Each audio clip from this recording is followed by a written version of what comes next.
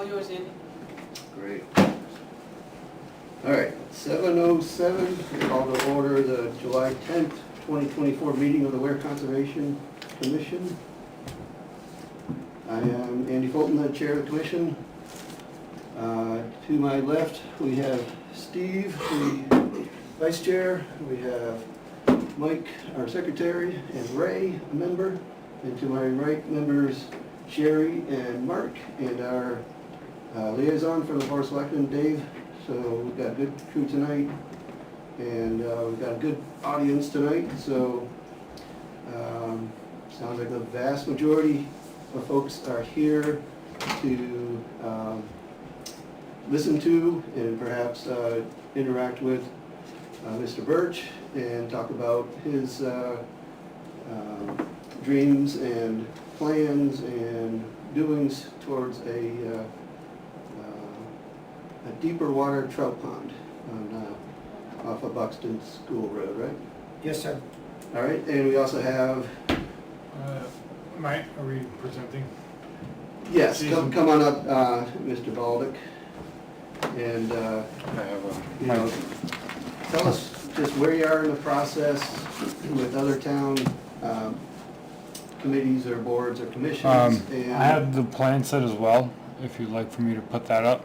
yeah, that'd be great. I'd go ahead and set up and, we'll- And I would love to just have 1 minute to say hello and yeah, introduce just between you myself. two guys, decide how you want to present it. Is that okay? Now would be great while, Yeah, while we go. get set up Is that here. okay? So, Come on up to the podium Sure. so we can So get I'm- you recorded properly. I'm Tommy Birch. I am a new landowner off of Buxton School Road. Long story short, I made a video that's about 15 minutes long, and I made 10 copies. I'm happy to give anyone that wants a copy, that wants more information, a copy. I also can send it to you digitally if you would like. Sometimes that doesn't work as well as a regular copy. Long story short, who am I? What do I want to do? I'm an anesthesiologist, an anesthesia doctor. I'm a physician who grew up in Lower Alabama, kind of like Huckleberry Finn. Grew up in the marshes in the woods of Lower Alabama. And then you might ask yourself, well, why in the heck are you up here? Well, the very short abbreviated version is I came for a job, stayed for a girl. I came up here to do some additional training at Boston Children's Hospital, to do a pediatric cardiac anesthesia fellowship, to take care of babies with broken hearts, with heart trouble. Long story short, I came up here and no intention of staying in 2007. Met my wife, found out who the boss was, got married, ended up staying.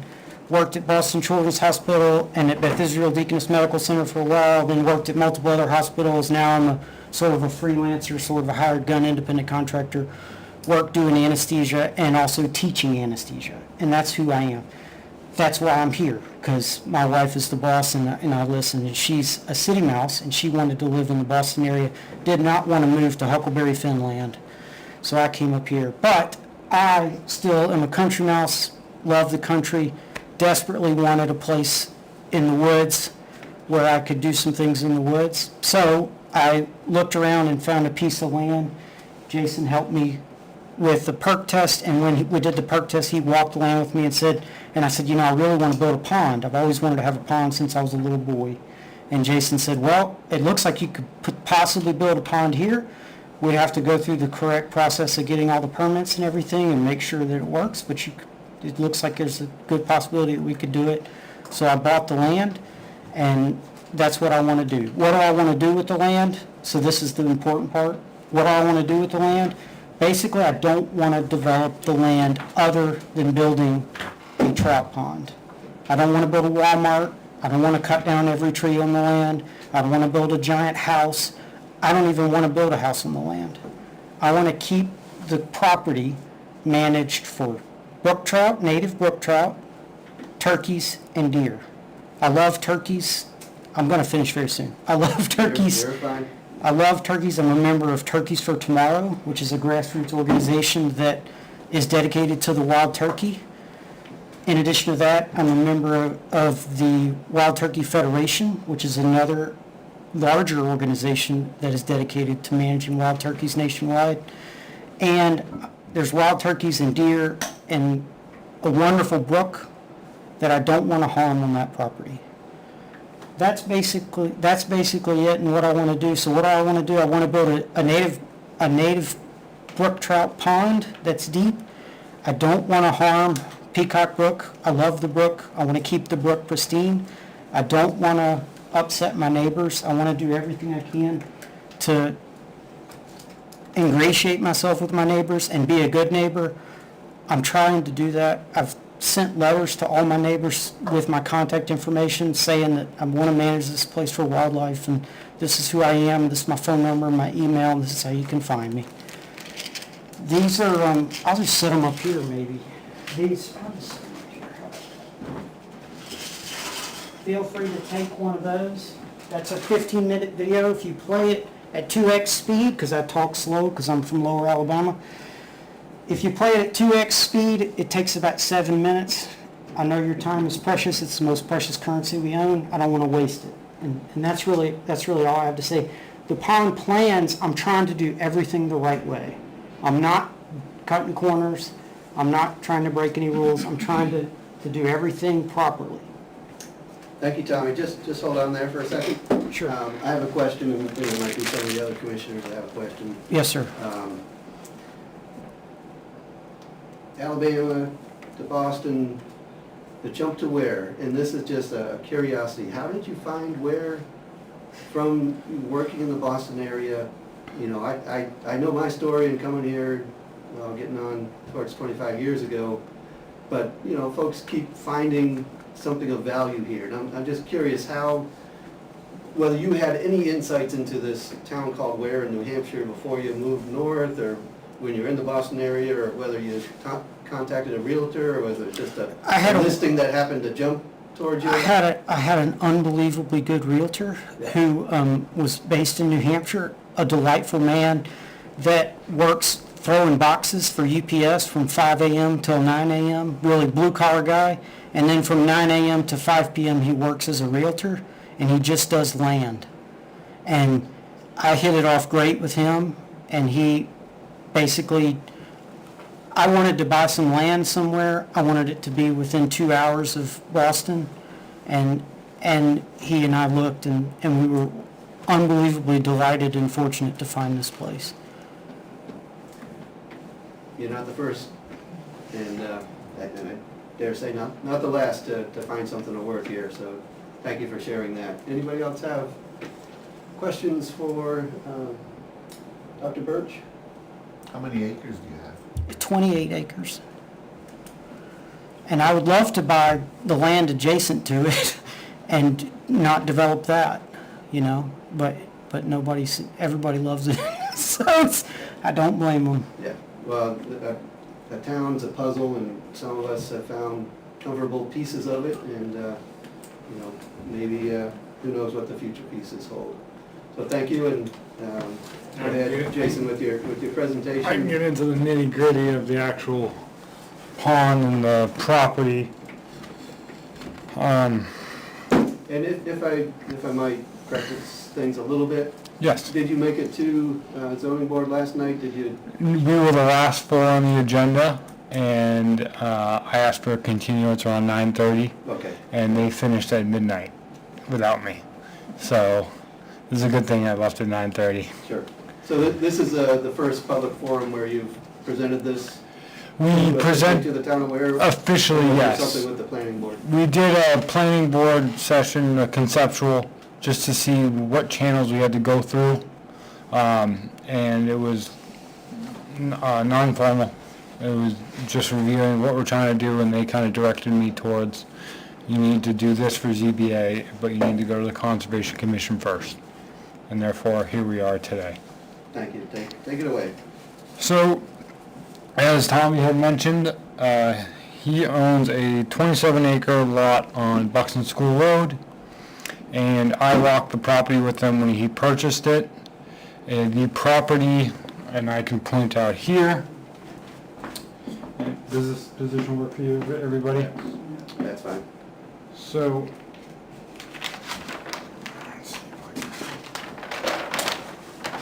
for an easier view of the property, This is the overall size of the property. There's a cutout here of an abutter's lot, and Peacock Brook runs and bisects the entirety of the property. Therefore, this area of land is basically landlocked. Therefore, Peacock Brook is flowing to the southeast? yes, that's this hatched pattern here. And then on the plan, you can see Buxton School Road here. These are the lot lines. And then the green is your wetland area, and the blue is actually Peacock Brook. When Tommy bought the land, I told him, you're not gonna be able to do anything with the brook.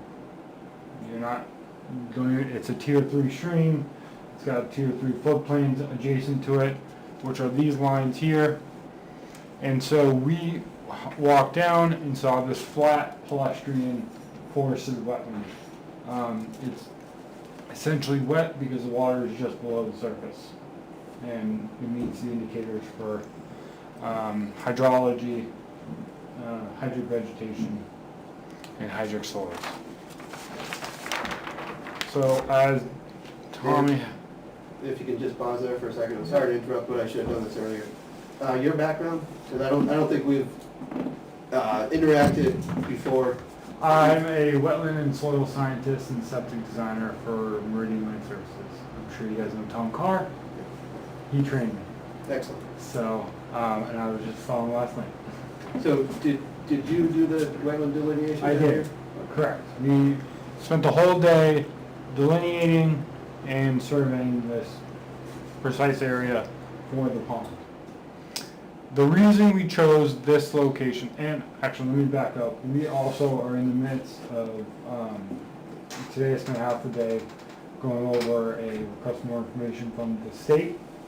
So right now the permit is at the state. And we're looking, I'm replying to them, and most of the comments were addressing why is this the ideal location on the property. And that's a standard dredge and fill permit? Correct. Yep, it's a minimum impact, so they have minimum, minor, major. This is the lowest classification on that. And that's strictly based on area, square feet of impact? Yes, you need to meet certain criteria with this, they have very project-specific criteria that you need to meet in order to fall into the minimum category. One of which is less than 20,000 square feet of wetland impact. You can't create a berm more than 2 feet tall. It needs to be for wildlife. You need to have shelving, which is flatter areas that then go into steeper areas. You need to have 35% shrub, so therefore in this case we're proposing winterberry holly and high bush blueberry along the edges, which will also create shade for the trout. And you need 10% emergent wetland, so therefore like your pickerel weeds and stuff like that made Again, would be based on water depth, or would be based on water depth. Exactly, so typically that type of vegetation doesn't grow more than a foot or two of water. So if you can meet all those criteria, design requirements, then you can fall into that minimum impact criteria. Therefore, that's what we have here. I added a few things to that, kind of playing with it from a wetland standpoint. We threw some rocks in here to add for turtles. And then I have like woody perches, so basically just lay a log down on top of the rock that creates shade, and additionally somewhere for the turtles to perch. And the reason for the size of the pond is the largest thing with trout is it needs to be deep, it needs to be cold. That's the single most important thing when it comes to trout, is the water temperature. So in order to get deep water cold water temperatures, needs to be deep. You need to have thermal stratification. And therefore, we've all swam where the top 5 feet is warm, and then you get down below that, and it's almost like a line. That's the reason for the depth and the size of the pond, because we also need to grade in. So we need to have flatter areas up top, and then it needs to be deep. So therefore, that kind of dictates the size of it without having to create shelves and then a straight vertical wall down. And Okay, that, so the size of the pond in acres would be? there's Is it vacant? 20,000 square feet of wetland About impact, half acre. and then a little bit more because I'm utilizing this upland area, so this area here is upland, and then this area here is all wetland here. And a large part of this location is the fact that we're not impacting a PRA, a primary resource area, which is a floodplain, which is, when you're out there, you can see a pretty prominent break where it drops 2-3 feet, and then it's the brook. So we're avoiding that. We're not doing anything within 80 feet of Peacock Brook. We're doing nothing within, no wetland impacts within 180 feet of the butters. So that'll maintain at least 100 feet of vegetation between the butters and the pond.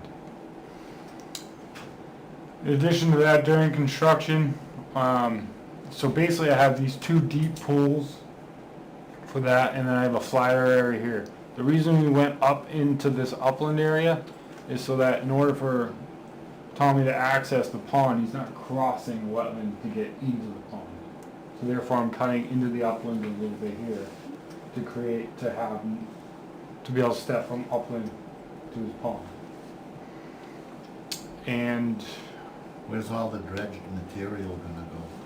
so we had a conversation about that during the planning board meeting. Essentially we have a stockpile area here.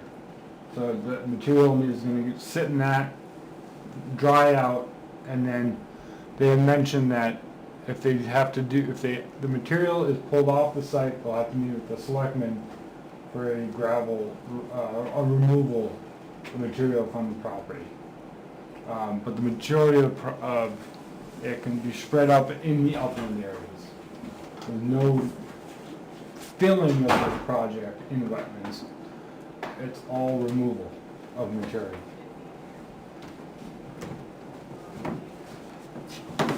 Dr. Birch, could you speak to that at all, what your thoughts are? You sound to me like somebody who's got a pretty comprehensive plan, and the word stockpile doesn't, in my thinking, suggest that you've got that part figured out. Maybe you could just add some thoughts, or maybe not.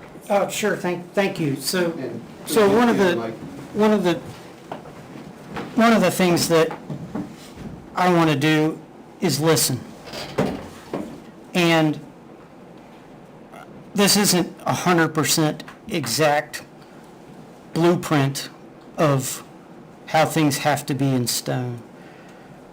Jason obviously knows exactly what he's doing in terms of planning, but in terms of what we plan to do, my goals are pretty simple. One is we want to build a native brook trout pond that is deep enough to have cold water that's adequate for native trout to survive and to breed. 2, we want to optimize the land for deer and turkeys, especially for turkeys. There's turkeys that already live there. When doing that, sometimes one of the things that turkeys really like is early successional species to use as nesting and brooding cover. So my thinking is that when we have some of the fill, we'll use that to put it upland, not to damage the wetland, not to be anywhere near Peacock Brook, not to be anywhere near the abutters. But I think that that's a possible place to plant and to enhance native vegetation, early successional species, using sunlight as a currency to grow specific species that are beneficial for turkeys. And I've read 4 books by Dr. Craig Harper and all this stuff. It's in that little video I made. But it's basically, I'm interested in listening, I'm interested in learning, I'm interested in doing things the right way. And in terms of exactly how we're going to do every detail, I can't tell you that. It's still a work in progress to some extent, and I'm happy to listen to ideas. And I can chime in on that. I've done a few of these wildlife ponds, and essentially there's we stated as, because I'm looking at it from the wetland standpoint, and we're here today because we're impacting the buffer. So the stockpile material will either be removed from the property or used in uplands. And I leave that up to the contractor and Tommy to decide. But essentially on this plan, it says not to be placed in wetlands and or be removed from the property. I'm merely looking at the pond design and the utilization of the material pulled off site is essentially between Tommy and the site contractor, whether he wants to purchase all the material and bring it to his yard. That's again an ironed out detail that they'll have to make out during construction. Just be aware that stockpile sort of has a connotation with it, that you have exposed soil, and exposed soil under rain tends to wash and cause sediment, of course, so we do have a not just not an operational requirement, but an environmental understanding. Would it be stabilized naturally, or would it be seeded to stabilize it with vegetation? So I have it grass or on, something? I have it on here to construct sediment basin was surrounded with 3-foot high mulch berm and lined outside with siltation fence. That's where the materials will be placed the day of there to get dewatered, and then where they move that material to after is either upland area or off-site. Do you have a pretty good understanding of what's gonna come out? I didn't even, As far as yards, wetland muck or gravel or stone, or are you into till? Do you know whether you can get that depth? Are you so, intended? and without doing borings in the wetland, which you're not allowed to impact the wetland, you just go out there and start seeing what you got. Essentially, the top layers, it's a plush-stream saturated wetland. So essentially, it's got a muck layer on top, and then based on the USGS, it's essentially fine sandy loam material below it. But in order to actually know if there's bedrock, other than digging it, we have no idea. And there's no sign from a soil scientist standpoint. I don't see anything on this side of the brook that suggests that there would be ledge. The other side, you can typically see on the landscape where you have sharp angles on a landscape. Those are usually places where you have exposed ledge. When you have kind of nice rounded surfaces, those tend to indicate that there is no ledge. We did do a test pit when he did purchase the property up top here, and I didn't have anything for 6 feet, if that helps, I guess, at all, with that determination. But again, the reason for this meeting is impacts to the 25-foot buffer that you have, and essentially to gain access to the wetland area. And it was my understanding that during the planning board meeting, their understanding was that the wetland impacts are the state, and then the buffer would be the town. I think if you look at our zoning ordinance, we do have a role that's even a little bit more substantial than just questions of impacting the buffer. So I could take a few minutes to probably pull it up, but I would suggest that we do actually, and this is as much for my fellow commissioners as for you guys, just an understanding that there is actually a pretty significant role, advisory role for the commission in a more comprehensive fashion than solely on the 25-foot non-disturbed buffer impact. So, you have a question, Steve, or go ahead? Yeah, just a couple short ones. Do you know, does there end up being a federal nexus where you have to go look for small rural begonia? Because, underlying the state permit is like that, this is a general permit, right? Yes, so we did have to do a National Heritage Bureau. Basically, it checks for endangered and threatened species within, I believe it's a few miles, and we didn't get any hits for that. Yeah, so what I'm thinking is different for, like, you ever deal with IPAC Fish and Wildlife Service? A little bit, but not, other than the Natural Heritage Bureau search that we have to do for all shoreline and wetland permits.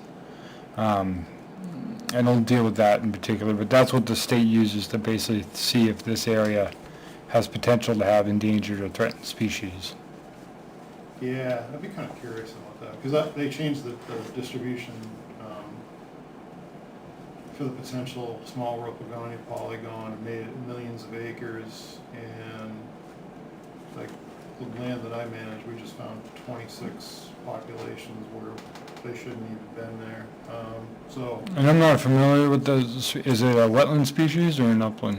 you know, it lives on this, kind of on the fringe, and it has to have a specific soil mycorrhizae, so it almost looks like kind of a, not quite wetland, but, you know, areas that water is seasonally moving around. It's kind of interesting. Okay. Yeah, Yeah, yeah. because I know like sugar maples will live in rich soils on like facing slopes, so I'm not sure if that would be the same.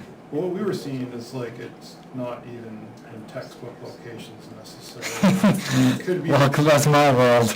Yeah, it could be like, you know, the hemlock's fizzling out, you know, the beech is fizzling out, with more light hitting the forest floor, so I kind of wonder if there's some, Pocketed in something, you between. know, where there's dormant seeds that are not becoming active. Yeah, without doing a full assessment, we wouldn't Yeah. know that. So, yeah, that was just the kind of the straightforward question, and then, I think I heard Tommy say a place that brook trout would, you know, it would be in the pond but also breed, and I just don't see, you know, there's no connectivity to a stream. I don't know that you really have breeding habitat. And I think with this little small pond, you'd be pretty lucky if they survive, never mind breed, but I don't know what you. Well, so, and that's where I was answering with the size and the depth, Yeah, is a big portion of that, is, I don't wanna say bigger is better when it comes to trout habitat, but that's typically how it is, and like I said, this spot works out because it's flat, it's surrounded by tall pines that will then shade the pond. We did look at it, we did walk the property, and there is an impoundment on Peacock Brook, to the north, that the beavers have created. But the issue with that area is it's in direct sunlight all day, and the water depth's only a few feet deep. So that area would not support trout. It would be too warm. The stream area is another part of it, but if he was to stock the stream, there's no reason that the fish just don't move down off his property, and he just lost all that fish that he purchased. And the fish also can't come down the stream because of the impoundment from the Beaver Brook, and therefore they can't go back up. So, I understand it's a wetland area, so there's water, but how are you gonna, trout need fresh water can't be stagnant. Where, if you're not gonna do anything with Peacock Brook, how are you gonna get water in and out of that? So the reason we chose this location is because of the hydrology. So you have the surface, you have the water right below the surface. Yeah. And that's a large question that a lot of people ask is, why can't you utilize uplands? Well, because there's no water there. That's why it's an upland. And also the areas around it are on steeper slopes. And the state doesn't allow you to have more than a 2-foot berm. So you can't build something on a slope like this and dredge down without creating an impoundment on the downslope side and essentially a cliff on the upward side. So it needs to be in a flat area that has the hydrology to maintain a steady water level. In addition, this will be groundwater fed, which is, the average groundwater in New Hampshire is about 51 to 57 degrees throughout the year. So therefore, the bottom of the pond should maintain that water temperature, because that is what it's being fed by, is groundwater. The issue with that pond to the north that's, well, I want to call it an impoundment, it's not a pond, because it is part of the brook. That area receives direct sunlight, and it is surface water that has been warmed up from the sun, and it's only a few feet deep. Therefore, there's no way for it to have thermal stratification and to cool to a temperature enough to support trout in that area. In streams, they typically like moving water in shady locations, which is why they survive in streams. So you're saying that you have enough water coming in the ground to keep that water changing in that pond? Yes, so, and Where's the outflow gonna go? so because when it rains, there's gonna be an excess of water, we have created on this area here a level berm. And again, it's not to exceed 2 feet. That's the biggest harp of the state. And the reason is right in this area here, there's kind of a little natural swale. Therefore, anything that overflows out of here will then essentially trickle over that berm. The reason it's wide enough is it won't create a fire hose effect. It'll trickle over, it's supposed to be perfectly level, and then that will trickle down into the brook when major storm events happen, the water level comes up. One thing about this pond is we're not adding or removing or transporting water. Therefore, it should not have any effects on the watershed. So we're not adding any water to it, we're not removing any water, and we're not transporting any water. We're utilizing the water that's there. The initial plans that we looked at a month ago, a couple of months ago, is there a pump system in that as well? There is a pump during construction, Okay. because obviously while they're going down, you're gonna have. Drain it. Yeah, so they call it a dirt bag, essentially is what it is I have pumps in these two low spots. That pumps up to this dirt bag, which then essentially fills up, the water spews out the sides and collects the sediment within it. And that has to be at least 12 feet from any wetland edge and surrounded with siltation control again. And that's only to run during construction. There was issues brought up at the planning board meeting regarding noise and construction noise. And if Tommy was to build a house up by Buxton School Road, there would be construction noise, and he would be allowed to do that. Therefore, constructing the pond won't be any different.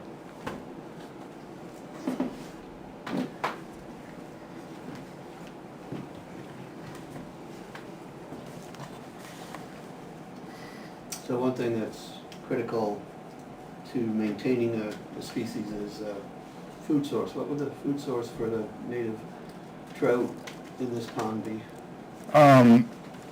It would be like any other food source, just flies, stuff that falls from the top. With the addition of the scrub with the winterberry holly and the high bush blueberry, we're hoping that will attract birds and more insects, and then that would fall into the shady locations where hopefully the little trout's So waiting there's for. no need for what's done in a commercial salmon operation in the estuaries where they're feeding, or what's done on the catfish where they're throwing, Large buckets. granules out to feed them and. As far as I'm concerned, This should be something, and you can, if you have different thoughts on that, Tommy, speak to it. This is something that, if it's gonna work, it's gonna work in a natural, naturally provided or developed yeah, it's self-sufficient, System or- self-sufficient. system where you're counting on temperature control from groundwater, you're counting on a natural food source, any oxygenation concerns that should be a naturally occurring overturn or interaction with the surface, and not needing to throw a fountain in it because it gets hot on the surface and they're not getting oxygen down to the fish. So these are all concerns that are beyond the impact of development in the wetland area. But, you know, these are thoughts as you think about limnology of what makes fish grow, that we can share here in a, sort of hopefully a value added to the exercise. So, you know, one thing I'd be concerned, there's no inflow, there's an outflow under rain events. Does that thermal stratification get so strong that you're worried about oxygen level for the fish, or does it come with the groundwater? So Is there typically enough oxygen to sustain biomass in the? So cold water holds a lot more dissolved oxygen. Sure. And in order to get the cold water, you need the groundwater input and you need depth. And the reason for the thermal stratification is ponds turn over twice a year, every spring and every fall. The hot goes down below and the cold comes up top. Happens in the fall and in the spring. That then turns the whole pond over, keeping it clean to bring water from the bottom to the top, water from the top to the bottom, and that aids in the dissolved oxygen for the pond. Isn't No. that caused by, wind and things of that Nope, nature? it's That's just strictly a temperature gradient. Okay. Yep, so, but in order to get that temperature gradient, you need the depth, Right. which is, and then that depth then dictates the size of the pond, because I need the shelving, and then I can't have a cliff from my flat areas up top where the pickerel weed is to an 18-foot hole. So therefore I need to taper that at a 2-to-1 slope while maintaining two nice little low spots during the hot months of the summer where they can live down there. So in that conceptual, the real problem with perhaps a farm pond, a typical farm pond under extreme heat conditions is it's shallow, it doesn't have enough mass to it to have those areas of protected, Yeah, cool and sufficiently oxygenated water, so. and I used to work. I just hate to have a lot of effort go into developing something and then you're like, how come I can't get these fish to hold? They're always doing the belly float thing. And that's where I used to work at Charnwood Gardens in Milford. It's a large farm. And they tried to stock a farm pond in the middle of a field. Well, in August, guess what happened? Yeah. Belly up, the whole pond. Because there was no vegetation all the way around it. It was in direct sunlight all day. How about on the other extreme, or go ahead, Dr. Birch and Charity? I was going to thank you for your input, and thank everybody for their input. Agree with you 100%. We are not interested in a farm pond. We're interested in a native brook trout pond that's deep, that's cold, that's crystal clean. And ideally, from the books I've read, and I've read 3 or 4 pond books, ideally we would try to make it a naturally sustainable pond, as he described, where the vegetation attracts birds and insects, and the insects provide food for the trout, and the trout regulate their population. It's a terrific challenge to try to engineer, sort of Yeah, there's create an something. amazing- It's a huge challenge, so.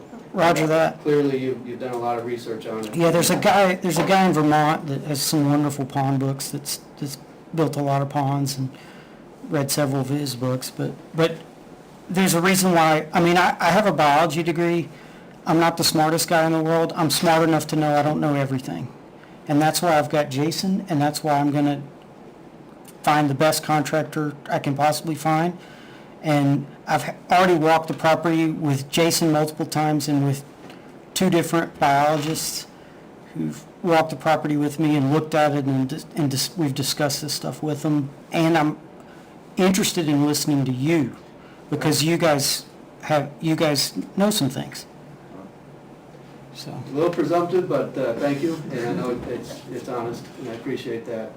Another concern would be on the opposite extreme, under-year flood. Is this going to then be in direct communication with the brook under a 100-year flood, or maybe the 200-year flood, or whatever the next big one is. Mother's Day. Mother's Day was. Well, that's where the 2-foot berm comes in, is that still, if the 100-year storm happened today, that there'd be the same amount of water regardless if this pond is there or not. But this won't the reason for the two, I think you're going a different direction. My concern is perhaps not suggesting a pond, converting or changing the landscape to a pond would increase the flood, but I'm thinking the other way, would it potentially be at risk under flood conditions for sediment infilling or some terrific like disturbance lake aging. to a natural response to, excessive rainfall? So that 2-foot berm is higher than the 100-foot floodplain, the elevation at the top of that berm, or the? The 100-year floodplain, we don't necessarily know where that one is. But from a floodplain standpoint, we would be, when you're looking at values for floodplains, you're looking at storage capacity. And which is why in the White Mountains, you get these giant scours of rivers coming down, and like what happened at Loon, I think it was last year or the year before, the bridge went out. There's no floodplain in those big mountain areas. And so there's nowhere for the water to go other than scour down deeper. And so when you're looking at those, you're looking at the capacity for flood storage. This would actually increase the capacity for flood storage, because now you're able to hold more water. And so for us, it would be a net benefit to essentially the flooding, because it would be able to So that sustain. conceptual would just be, well, the pond receives runoff and excess runoff after capacity is met, falls Overflows. over the essentially the spreader on the south side of the pond and communicates back to the rest of the wetland area. Correct, and the whole, there's no permanent concrete structures, there's none of that. We're trying to make it as natural as possible with using the existing hydrology of the property. Because there's a vision on the bottom of the pond that it maintains a gravelly nature, or is it going to become something where silt gradually falls out and kind of get a muddy bottom to the pond? That happens in all ponds, Yep. essentially. Is that a problem for the vision of what it is interested in? Typically, no. Having it become? Typically no, because it happens to all ponds eventually. They always get that little muck layer at the bottom because there's turbidity at the top, and then as you go down into the pond area, the sediment then fall out because there is nothing moving down there. So if it is a naturally replenishing system, the nursery area, so to speak, or the hatch out areas on the eggs are not on the bottom, they're somewhere at a. They'd be in that Cultivation. shelving, that shelving area, and I believe there's 1, 2, 3 shelving areas for the pond, and then the steepest areas would be right in these areas. Yeah.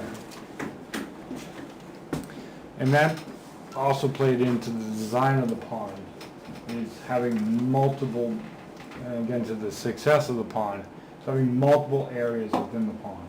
It's not one uniform slope all the way down to a deep spot. And there's no flat areas in between. And it's not a pointed upside down cone, essentially is what we don't want. So how deep is that shelving? Are you down 10 feet? It depends on where you're looking at it. So in this area, you're only 2 feet. This area, you're about 4 feet. Here you go from 2 to 4, and then you're in 6 here. So I really kind of made it, as nature is, it's unorganized. And that's how nature is. So what I'm trying to do is essentially create a multitude of different steepnesses, flat areas, so that they have different habitats that will evolve. throughout it, and then adding the boulders, the plantings, and the woody debris to kind of add to that natural element as if it was a pond and you just stumbled across. The intent is essentially this thing is left alone. In 5-10 years from now, you would think it was just a natural pond. You know, it was always in there.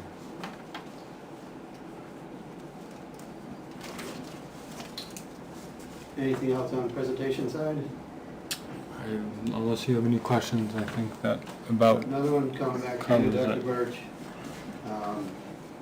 We just make your way over Yes, to the sir. podium.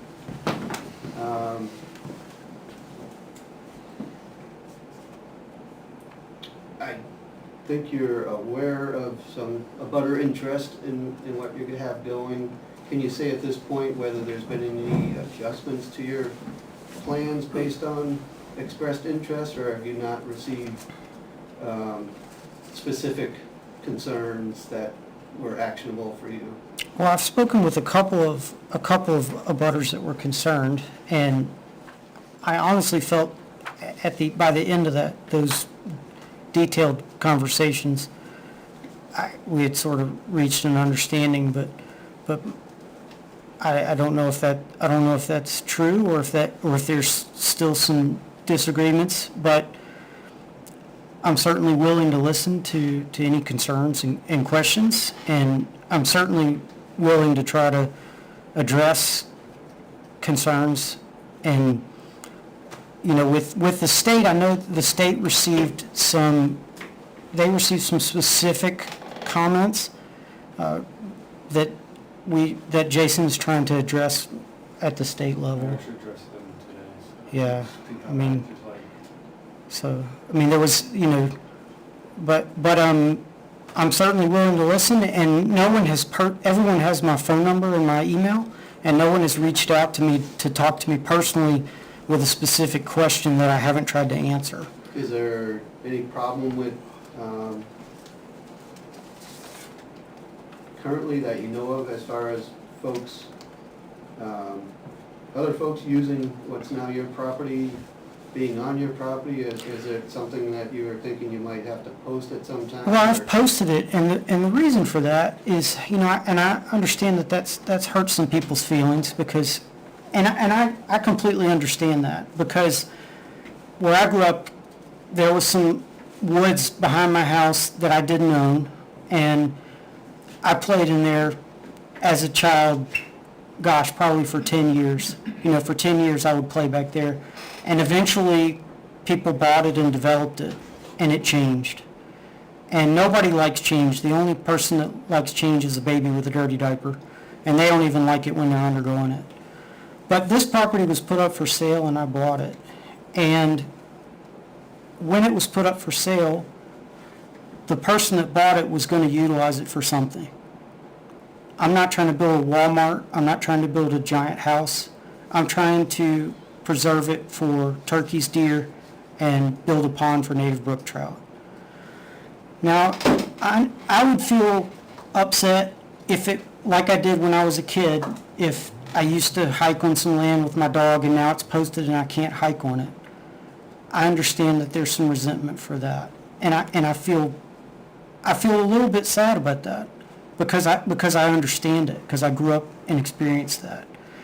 The reason that it's posted and I'm not letting people hike on it and let their dog run around like was happening, the reason I did that was because I'm trying to manage it, not only to build a pond for native brook trout, but also for turkeys and deer. And the turkeys and deer the deer need a place to bed, their fawns need a place to hide from predators, and the turkeys need nesting and brooding cover that's not overrun by people and dogs. And so, while I understand why that would upset people that have hiked that land for a long time, but I also think for my purposes it's important that I keep people out of it so that the turkeys and deer can use it. And I think that's some of my understanding.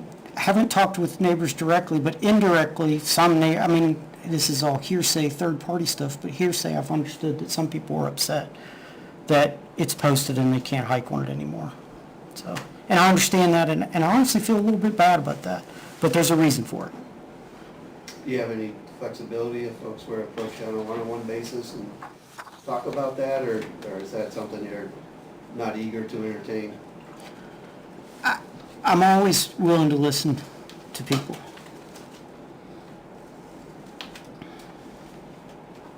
Thank you, appreciate that. Before asking folks in the audience if you have any comments, I just want to take the chance to educate everybody here, including the commission and myself, on an earlier comment I made about zoning and how perhaps in this case the concern or our role is a little bit more than just looking at a buffer disturbance. So Article 28 of our zoning ordinance regards wetland zone land planning, and there's a purpose for Article 28, and that is to protect public health, safety, and general welfare by controlling and guiding the use of land areas which have been found to be subject to high water tables over extended periods of time. So that's one definition of a wetland. And so the listed concerns, or I would say it is intended that this ordinance shall prevent the development of structures and land uses on naturally occurring wetlands, which could contribute to pollution of the surface or groundwater, prevent the destruction of or significant change to natural wetlands which provide flood protection, protect unique and unusual natural areas, protect wildlife habitats, travelways, and maintain ecological balances. And I think on that travelways, folks on the commission, what we were talking about up there at the proposal behind us here at Duck Pond subdivision. So we have it in our zoning ordinance. We are tasked with protection of wildlife habitats, travelways, maintaining ecological balance. 28.2.5, water supplies and existing aquifers. So those speak to some natural attributes of the land that the zoning ordinance is designed to protect. Jumping a little bit further down in the Article 28 of our zoning ordinance, we have permitted uses. 28.6 is permitted uses. Any uses that are compatible with the intent of the ordinance and do not involve significant alteration of the wetland, such as tree farming, agriculture, wildlife refuge, wildlife travel corridors, parks and recreation, conservation areas, and nature trails, open spaces. And then we get to 28.6.7. The undertaking of a use not otherwise permitted above in the wetland zone may be approved if it can be shown that such, and this is, approved through zoning, go to the zoning board. If it can be shown that such proposed use is not in conflict with any and all of the purposes and intentions listed in section 28.2 of this article, it does not create a substantial impact to the wetland zone as determined by the Planning Board and Conservation Commission. So here we are at the Conservation Commission. In none of that discussion was there mention of a 25-foot non-disturbed area of surrounding wetlands. So this is a charge to the Conservation Commission on the bigger picture of wetlands maintenance or protection. Go ahead, Steve. Didn't that change? Did that pass or not? No. Or they pulled No, it? didn't. Planning Board did not That was go pulled. to the zone, Oh, it was pulled. did not go Okay, so forward we're still. with any changes this I'm past gonna year. play the devil's advocate because that's what I do. So, I think the intent of the ordinance is they don't want people building it and destroying the wetland. and doing something else, like a parking lot, houses, developments, roads. But even if that's a wetland, it's being replaced by a wetter land. So a natural pond in nature is a good thing. We're not allowed to touch them. So if you can create one, why not? And you look at the plan, look at the topography. None of this can go much past this because of the grades. You'd have to have a biblical flood, then we'd have much more worries than this. So even if Peacock Brook rises to the point where it backs up into the pond, that's what it's doing everywhere else in nature. Everywhere else is gonna have that same problem. And so, the biggest problem is while they're constructing it, and it's not a problem, it's gonna be a construction problem. There's obviously gonna be bare ground and disturbance when you're building this thing. You can't do something like this with a helicopter and just plop it in the ground, right? So, you got your silt fences and stuff that has to be maintained. I'm sorry, could you tilt that, because we can't, none of us can see it. Okay, so, Thank you. so here it is. So you got steep topography coming into this pond site, right? And then it flattens out here a little bit, and there's wetness under the ground. But it's not a swamp. It's just an area where if you dig a hole, you're gonna have a high groundwater table. Now, there's a lot of houses that are built in high groundwater tables that aren't in, and I won't get into that. But what they wanna do is dig a big hole. Basically, it's a big hole. It's like a big cellar hole. And it's gonna fill with water because the natural groundwater comes up and fills it. It's deep enough where you get, you explained the transition of the cold and hot water.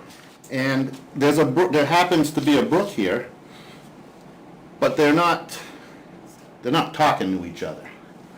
So the brook would have to come up so high to contaminate this pond that it's almost not gonna happen. And the pond can't overflow by itself to the point where it'll contaminate the brook because there's no water coming in other than a big storm. A lot of surface water will come into this pond. But the pond is big enough in area, and this table is big enough where it'll disperse the water like it naturally would now. I have a question. Yeah. She's gotta come up to the podium. Yeah, that's fine. So, is Old Francistown Road here or on this side? North. And I'm sorry, not to knock you off track here as you're thinking about that, just for the folks listening for the Oh, record. Jillian Randall. Thank you. Yes, you're welcome. So, my question is, are our houses here? I don't know. Are there houses there? No, are our houses here? School Road? Yes. Oh, let's show Buxton School Road is Where's over Buxton here. School? Okay. So Okay, there it is. over here is where the first, I flip it So then the pond that's already here is right here, essentially. This is Buxton School Road. Can I Probably flip off this? that plan, yeah, go ahead. I'm just trying to figure out. So this is where we are, so, there's a house, so basically Buxton School Road is here. Right here. There's a house here. There's a house, I think it's a red house way up on this hill. Yeah, they own that little chunk right there. Yep. And then here is where it's like super steep coming off the road. That's where the meetings are. That's where this is. So, and this area right here is where you're thinking of. This is that impoundment, So on this map, where's the proposed pond? approximate area details. So we're right in here. This, see this area? So this hatch pattern here, the slashes, they are the basically digitized area that is the beaver. So that's right by pond. your house. And that's where all the old cattle fencing was. Yes, I saw some of that up in here. This area that's hatched and stipples, that's this right here. And this upland area is this. So this kind of paints a better picture of where it is. Can we flip back to Yeah. this page? So This would be a fine time for any of our other audience members to share concerns and questions or request. Is it okay for me to speak yet? Please, come on up and just state your name and... Yes, I'm Brenda Lashway. I have lived at 107 Buxton School Road. It's been my home for 40 years. I am a direct abutter to the property Mr. Birch has purchased. Yes, so I've lived there 40 years, and it's my retirement home. It's where I'm going to be. Little background, the community, the neighborhood has lived no issues for longer than I've been here. With no disturbances to the back, people come through with the dogs, people cross-country ski, people come through with whatever they want to do recreationally. It has not impacted negatively on the wildlife in any form. They are abundant. Just to go back, Mr. Birch mentioned that he did send letters to all of the neighbors introducing himself with his phone number, which he did. And that letter is where he also asked each one of us if we would like to sell him our property.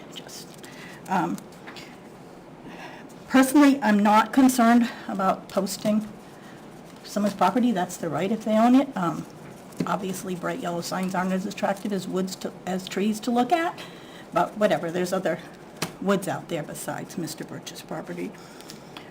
But I am concerned about the potential impact on the natural habitat that's out there, and the brook. My property only has a little bit of the brook on it. I'm kind of try to put my thoughts in order here. So, Mr. Birch is proposing to replace the existing wildlife habitat with a man-made structure, dredging and filling natural wetlands. I don't know, I'm concerned about the necessity of all of this. They have explained why the 2 natural ponds that are there are not acceptable for their needs. This wildlife habitat has been there it has to have been used recreationally and been there for like 100 years. I mean, the stone walls are out there, so it goes back to whenever it was farmland, a long, long time ago. No negative impact. There is diverse flora and fauna out there. There's a very good-sized area of lady slippers all around the brook area, which runs into some of the wetlands here, there, and everywhere. So, and as we know, that they do need a very specialized environment to continue. It's not something like you can just replicate. Perkins Pond is stocked by the state. It does flow into Peacock Brook. Residents in the area, some seen by me, some other people have seen and told me about, include the moose, the turkeys, the bear, the deer, the fisher cats, the bobcats, the fox, the turtles, the amphibians, blue heron, and brook trout. People see brook trout in there. It does come down from where it's being stocked by the state, and so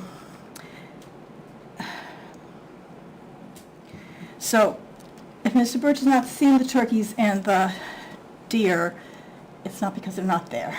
They are plentiful. No, I've seen them. I just want to optimize them. I just want them to be happy. Because in the last little over 24 hours since I left here last night and went home, I had to stop. I couldn't get into my driveway because I had to wait for a deer. I got up this morning to go to work over at the middle school. I work in part-time there for the summer. There's deer. I came home after work at noontime and there was deer, which I'm like, don't you guys know it's hot out there? But anyway, so I'm just concerned that he wants to, what I consider tampering with the delicate balance that nature has provided us. And I just don't know if the risk is worth his potential gain. I'm concerned about that. So it runs from the Meaden's property, then it goes into the brook does, into Mr. Birch's property, then onto me, Lashway's property, then it goes over into the Moss's property, where they have, it feeds into their ponds that are natural ponds on their land, and then into the Piscataquag Land Conservancy area too. So it's just, if anything happened where I would lose that little piece, it connects everything, and it could impact other people down who own things too. Last time, when you guys mentioned the pump, you didn't say that it was going to be there was an indication that it wasn't just during the construction, so this is different. That's better information to hear, that there would be no reason to, once the construction's done, it's gone. There's no reason to ever think that it would be. No, because we wouldn't have power. Okay. No. Well, yes, because it was gonna need some kind of power. That's what you were talking about, some kind of generator last time is what you were talking about. Just during construction. Okay, and then, so you're saying it wouldn't be any different than someone who's building something up the street in terms of construction noise? So like a pump wouldn't have to be going like around the clock during the No. point where it was cleaning out all that silt or anything? No, because it would get clogged and then, Okay, yeah, so basically my statement with that was if somebody was to build a house, they would also have 6 months to a year of construction equipment on site. Brenda, a question for you, as it sounded like you were kind of winding down there, and it's for everyone to consider, certainly Dr. Birch. Have you ever noticed or seen any evidence of otter in the drainage there in the Peacock Brook? I haven't, do you know anything? No, I don't know of anybody saying otter. There's a good-sized beaver population, obviously. He's already alluded to some of the dams that they've built I up know there. otter are around, not Yeah. plentiful. I wouldn't say I see them all the time, but I certainly have seen them in town and close by. Yeah, I have on Peacock Brook. You have? Definitely seen otters. In fact, I've had them come out of Peacock Brook and come up my driveway and go up Sawmill and end up behind me in a couple of ponds. And I just wanted to collect a little bit of information and share that with Dr. Birch. It's some, there that's are what they're doing. times They're in eating- places where that animal can be notorious for cleaning out ponds, so Oh. just keep that in mind, Okay, you know, Well, we have to share. If that happens, that happens. yeah, okay. so that's the pond is obviously the one big issue. And the second concern that I have is the access road. So there'd have to be an access road, and as we've talked about, it's really, most of your property is really steep or it's wetlands. There's, And that really goes more towards Okay. planning board and their okay, evaluation. okay, so you're not worried about how that would, because mostly if that would affect negatively, it would have to do with the impact on the Any- road. It wouldn't Any really construction lands. Okay, needs to be stabilized, so it's not generating Okay. silt and negatively impacting. okay, And I want you general happy. construction, so. Like I said on the phone, I absolutely want you happy. So, I'm certainly willing to listen, and I'm certainly willing to do things like plant native trees after they build that access road. I don't really need a road there. I need a little parking spot maybe, so I can get off of Buxton School Road, because Lori gets annoyed with me for parking there. You guys know. It's a narrow drive. And I understand her complaint, you know, I love her to death. But, so I need a little parking spot, but I'm certainly willing to do what I can to make you happy. And I understand your concern with the brook. I 100% want to keep the brook pristine. Let me ask you guys, and maybe this goes to planning board too, but oftentimes we do this exercise called a site walk, where the owner's representative meet with neighbors and anybody else interested before the thing comes into fruition and says, let's look at it together. I'm happy to do that at any time. So you With anybody. guys think about that, whether something like that might be of interest. And I'll, Brenda, if you have any further words, or anybody else would like to share anything for the record. just one question that has sort of separate. This, when the agenda was posted on the website, it said this, it was listed under DES business, so that's why I think, and I didn't know if that meant, are they requesting that you weigh in on your opinion there? I didn't know why that was just curiosity. On the wetland applications, we get carbon copied from the state to the town, both to the Conservation Commission, I believe to the board of Selectmen. here's something for you to be aware of if you have any concerns. Okay, We feed those back to the state. Before we send it to the state, we have to have it signed by the clerk. So essentially, we hand 5 copies to the clerk, and I think one goes to the planning board, zoning board, selectmen, and conservation commission. So we have to make 5, essentially booklets, and only one goes to the state, but it needs to be signed by the clerk stating that we have notified the appropriate boards in the town, or else they won't accept it. all right. And I think we have a basic perspective difference, I guess. I know Mr. Birch feels that you've stated that you are trying to create a wildlife environment that's going to help them. To me, I mean, it's been there 100 years by nature. You can't improve on that. You can't Right. compete with a power greater than any of us to, One on that, so. person needs enhancements, another person's meddling, And hopefully not, not the animals having to pay for it. Okay, that's, Go ahead, Steve. thank you. So we've been talking about this for an hour and 20 minutes now. I'm wondering what our role is tonight, what we plan on doing, because I think what I'm hearing is this has got to go to the ZBA so we can make a recommendation one way or the other with them. Then I think that's the key piece tonight. I think did we already make a recommendation to DES that we weren't really supportive of the idea of changing wetland text for this, if I remember that right? Dredging this. I don't remember, I've got the minutes here from our last discussion, I don't know that, I don't myself think I volunteered to tell my bosses anything at DES. Not you, I thought. Notified me that you guys notified. That was for duck pond. Oh, okay, so we didn't, so we haven't. Nothing for this. I don't think we have. Nothing for this. The state would have let me know about that. They So- told me about the butters. Do we need, do we have time, or do we weigh in? Well, Weigh in? what I see, the DES correspondence from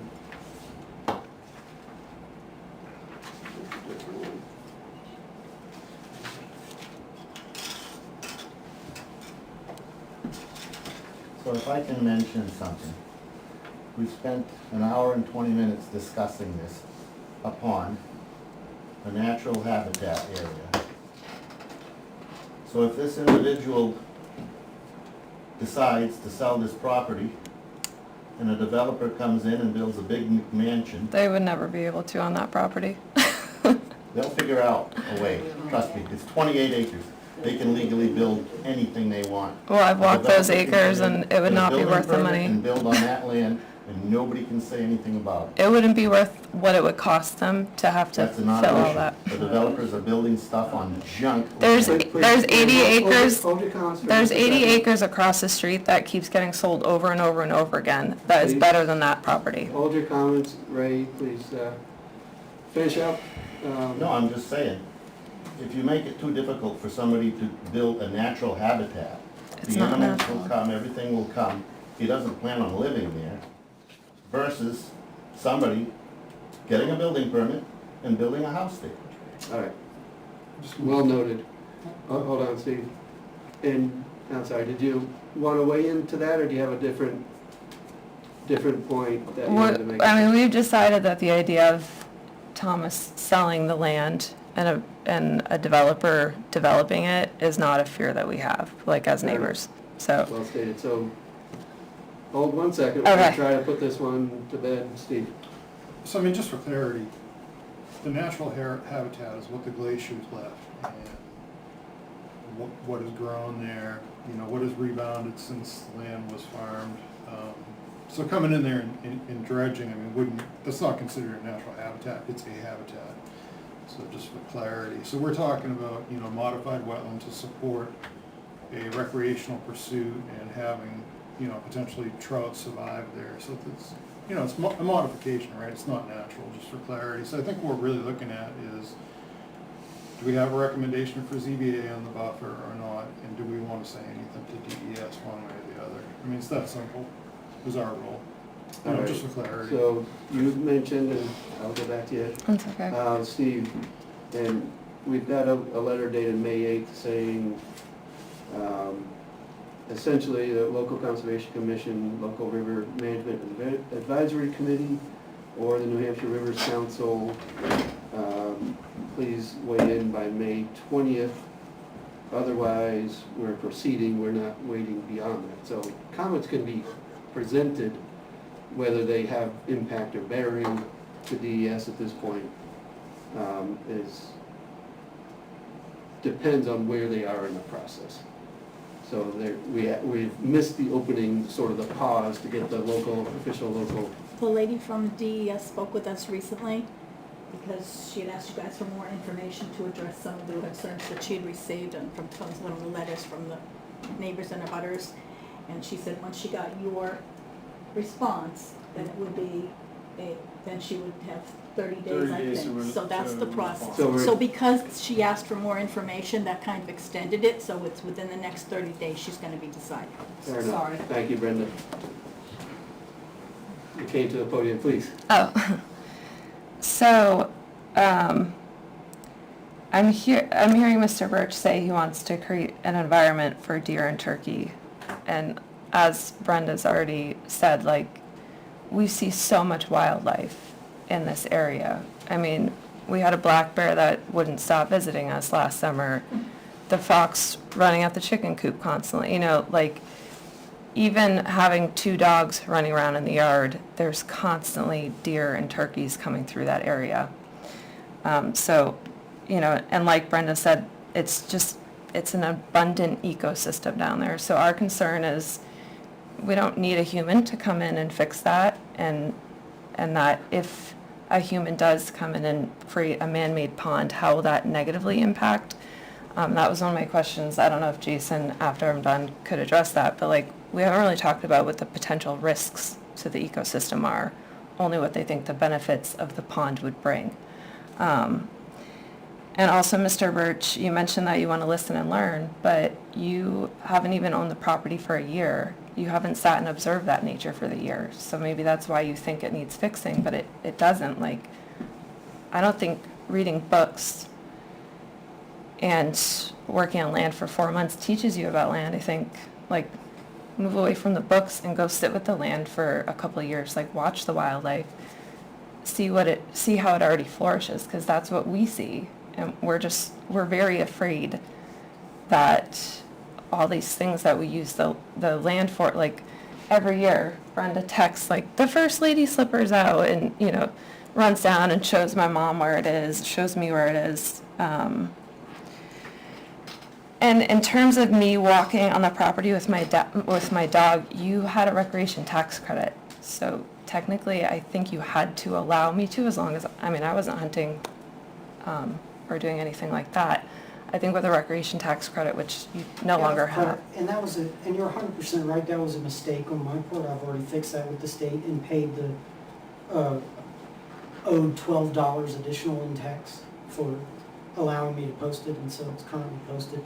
Yeah. And like I said, I do feel bad about not letting people hike on it with their dogs, especially people that have loved the land for years and years.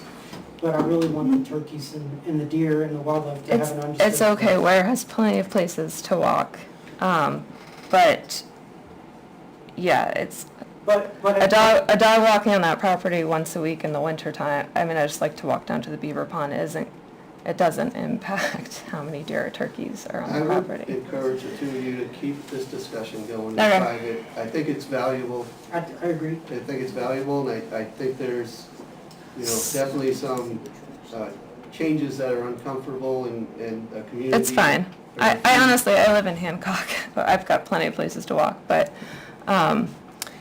so, yeah, my main thing I would like to hear is, we've only heard about the benefits of this pond to the wildlife. Like, let's talk about some of the risks. Like, you're the expert here, so what are some of the risks that could potentially arise?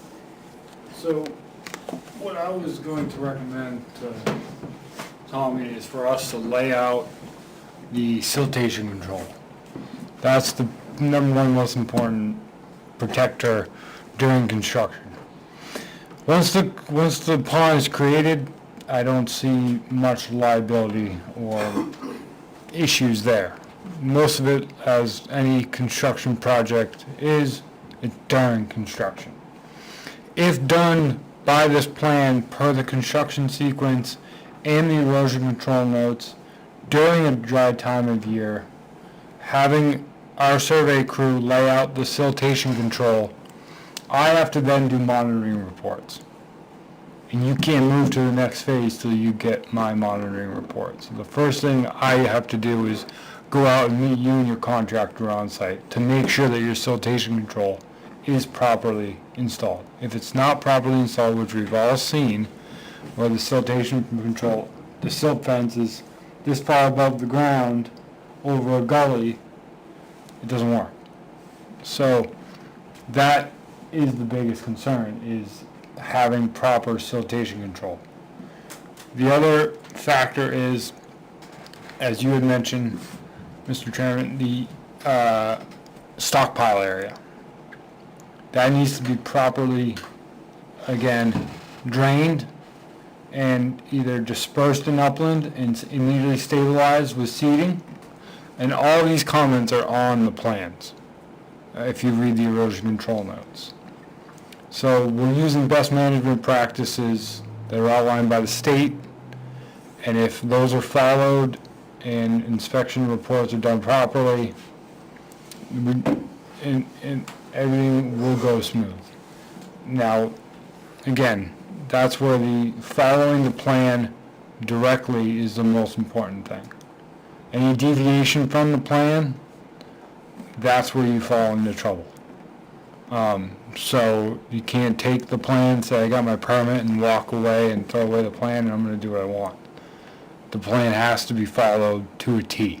That's the binding agreement between you, the town, and the state, that you will follow what's on the plan dated April 22nd, 2024.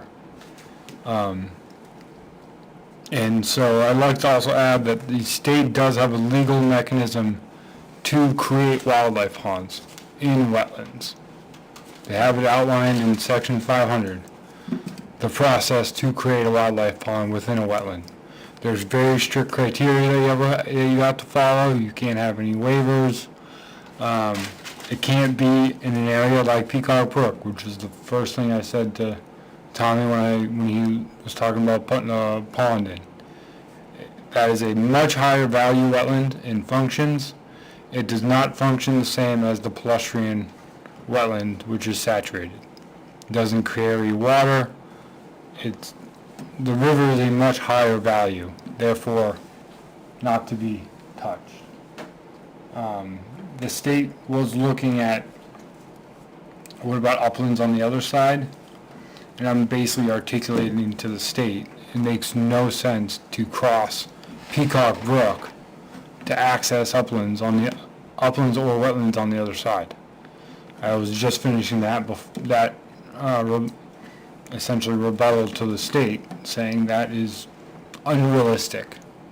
From a wetlands scientist standpoint, why would you impact a much higher resource to get across when there's one right there that checks all the boxes and doesn't impact Peacock Brook?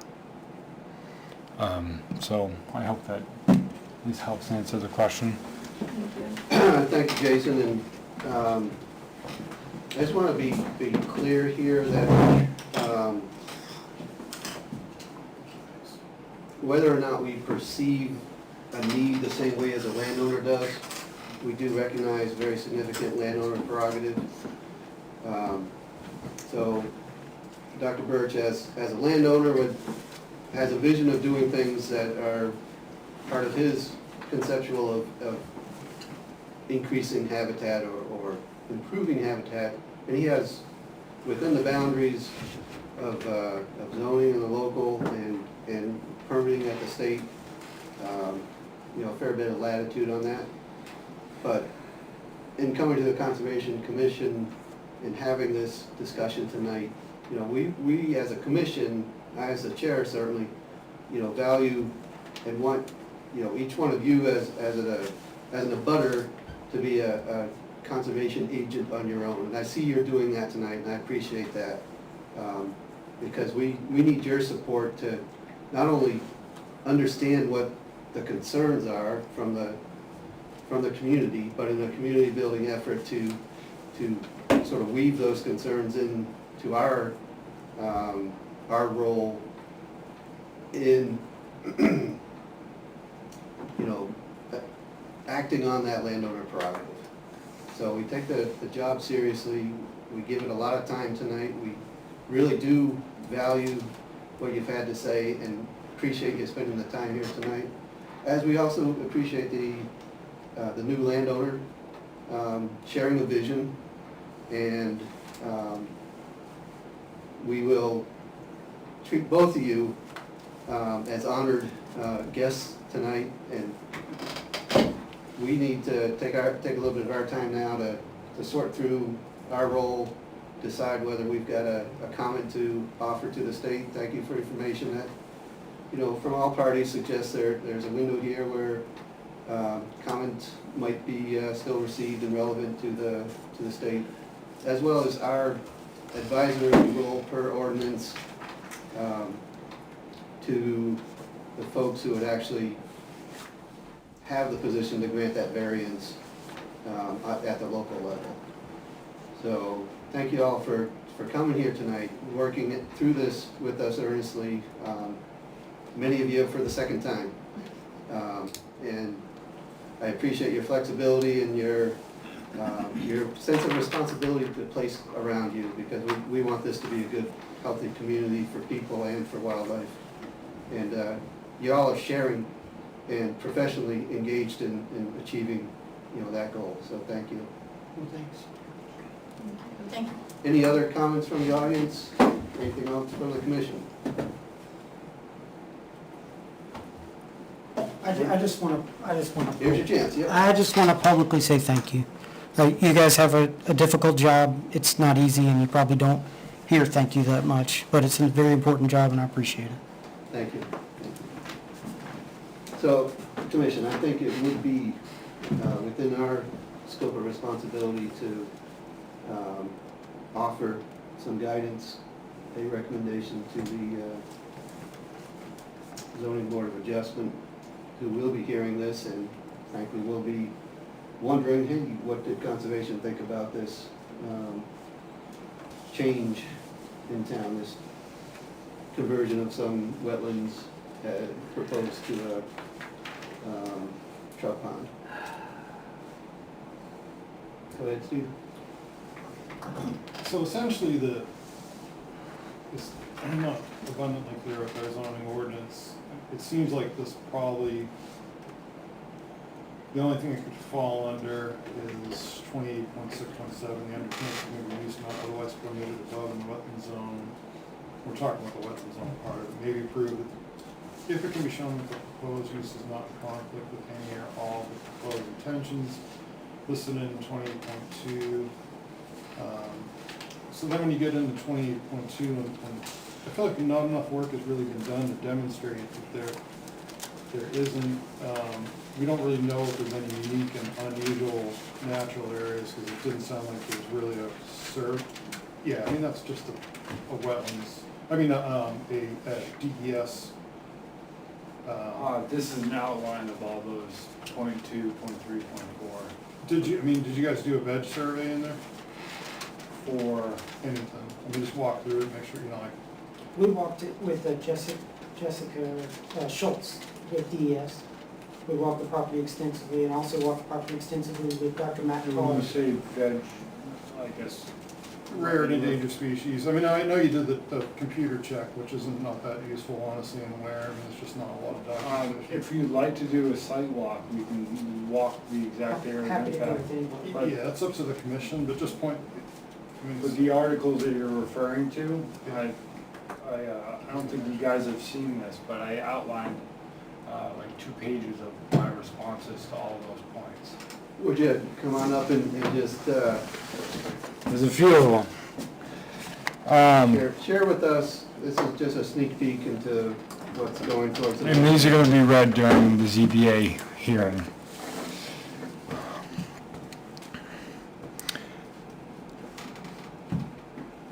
So, per Article 28, Section 2.1, prevent the development of structures and land uses on naturally occurring wetlands which could contribute to pollution or surface and groundwater by sewage or toxic substances. This application will not contribute to pollution of surface and groundwaters by sewage or toxic substances. The owner's intention is to provide trout habitat, diversify the wildlife habitat of the pond. No structures are proposed that would produce sewage or toxic chemicals on the property. Therefore, there's no holding of gasoline containers, there's no septic systems being proposed here, no storage for equipment. Therefore, I believe that article is met. Per Article 28, Section 2.2, prevent the destruction of or significant changes to natural wetlands which provide flood protection. No work is proposed within the floodplain of Peacock Brook based on NHDES's wetland permitting planning tool. There's a layer on there that you can turn on, and that was overlaid on this. All work is proposed to be at least 80 feet from Peacock Brook. Currently, the subject wetland area has little flood storage capacity. It's essentially flat, and there's nowhere to surface water to be held. This proposal will enhance the wetland's flood storage capacity as surface water will be captured by the pond to aid in flood storage. So as Mr. Lehman had addressed earlier, there's steep slopes around it, and those will flow into the pond, therefore capturing it without going directly into Peacock Brook and raising the water level very high. That's the intent of the flood plains. Article 28, Section 2.3, protect unique and unusual natural areas. This project will enhance the functions and values of the existing pedestrian forested wetland area, as it currently does not support fish or waterfowl. By creating a wildlife pond, the goal is to provide fish and waterfowl habitat. Deep pockets are proposed to support fish habitat. Emerging wetland plants are proposed to provide food for waterfowl. Recreational and visual quality will be enhanced by diversifying wetland types and providing an area to kayak and fish. Overall, this project will enhance the functions and values of the existing wetland by creating a diverse wildlife habitat. So I mean, that's like my key question. I mean, you kind of just wrote that down, but, you know, it takes survey work to really, you know, vegetation survey, reptile and amphibian survey. So, I mean, there's no real data to say what's there, what's not there, except it's a pedestrian forest is all we've described, you know? Yeah, so the majority of the wetland of the scrubs there, of the plants there are red maples, white pines, and I don't remember specifically off the top of my head, I haven't been there in a few months, as far as the understory, Yeah, a lot of ferns, a lot of, which are typical for, yeah, you know, a lot of different ferns, a lot of ragweed, a lot of, and that's what, That's all well and good, but it's not documented that, you know, that you really looked at that, you know what I mean? Or in the upland around it, that you documented like, yeah, we walked through, I'm a botanist, I made sure, you know, this is what I found, because we're hearing stuff about orchids in the area. I don't know if that's on your land that they're talking about or not. I think, Steve, though, that Do you the flip have side, some- flip side to that, hold on just a second, is we are not ourselves aware of there being, we don't have prior awareness of this being a specific area of concern or a unique natural resource area. You know, because part of that comes back to the Conservation Commission maintaining an awareness of natural attributes around town. And we know of some places, you know, not that other townsfolk don't know about them, but, you know, we could point to some places and say, well, that's a rare, you know, situation because it's you know, one of the few waterfalls in town, and, you know, so that's kind of unique. I guess I'm just saying, if you don't look, you don't know. Yeah. I'm happy, I would love to hear some suggestions as to who to walk it with and some contact information, and I'd love to set up a time to do it. It's just Happy anybody that's to, familiar. happy to do that with anybody at any time. I mean, it's probably them, you know, I don't know, I mean, anyone with any botany experience. It just seems like that wasn't, you know, covered. I We're walked talking it- about. I walked it with Dr. Matt Tarr with the New Hampshire Extension Office and showed him my desires to create a pond there. And he said, wow, that's gonna cost a lot of money and be a lot of work, it's not gonna hurt anything, but that's gonna be a pain in the neck. You Right. really want a pond? I said, yeah. He goes, well, it won't hurt anything. He said, let's look at it and make sure it looks okay. So he walked around there with me. I owe him a great deal, actually. He spent a lot of time with me. He actually recommended I join the College Project, and so I did that. So, anyway, in addition to that, I walked the land with DES, with Jessica Schultz, and we walked that wetland extensively and looked at the floor. I mean, and I'm happy to do it again at any time with anybody, and I really want to do things the right way. Yeah, I don't think that information was put out. I put it in that little jump drive that you didn't Yeah, I have. mean, we shouldn't really, I mean, unless that's like publicly available. I don't know how that works on a, you know. I was trying video. not to waste too much of your time. But I have walked the property with scientists, and I really am trying to do things the right way. Good to know. And the reason I didn't bring it up is I didn't have anything from the gentleman he walked it with, where I wasn't there to witness what they talked about, so, unless I'm assuming he didn't write anything I've to you. corresponded with him about 20 times. The poor guy's sick of getting emails from him. But Dr. Tard is like, listen, you just need to take the Coverage Project and read these books and leave me alone. You know, quit asking me questions. But it's super nice. All right, let's wrap up this point with, Jason, what do you have for 28.2.4? Protect wildlife habitats, travelways, and maintain ecological balances. The intent of this project is to enhance the biodiversity of the site. Currently, the subject wetland area supports no fish or waterfowl habitat. This proposed intends to create a pond capable of supporting trout habitat. The maximum depth of the pond is 17.6 feet deep. Approximately 36% of the pond will have water depth more than 10 feet. This will assist in thermal stratification, maximizing the potential for healthy trout habitat. Log perches and large boulders are proposed within the pond to add shade and turtle perches. Highbush blueberry and winterberry holly shrubs are proposed because they produce fleshy berries that are excellent food source for birds. Pickleweed is proposed because the large edible seeds are eaten by ducks and deer and muskrat for foliage. Any questions on that section? That's one where I think personally, maybe it doesn't speak directly to the intent of 28.2.4, but I'm not looking to, Essentially, sorry. it sounds like it's more about, what you're talking about is creating wildlife habitat.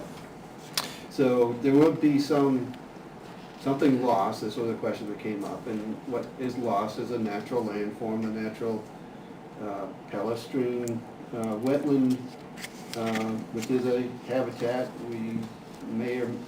We don't have any reason to believe it's unique or unusual, perhaps because we haven't looked at it, but there has been a fair bit of thought that's gone into this. We don't know anything specific about travelways, presuming wildlife is what we're talking about, game trails, beaver slides, beaver trails, otter slides, these sort of things that start telling you about what the wildlife activity is on the land.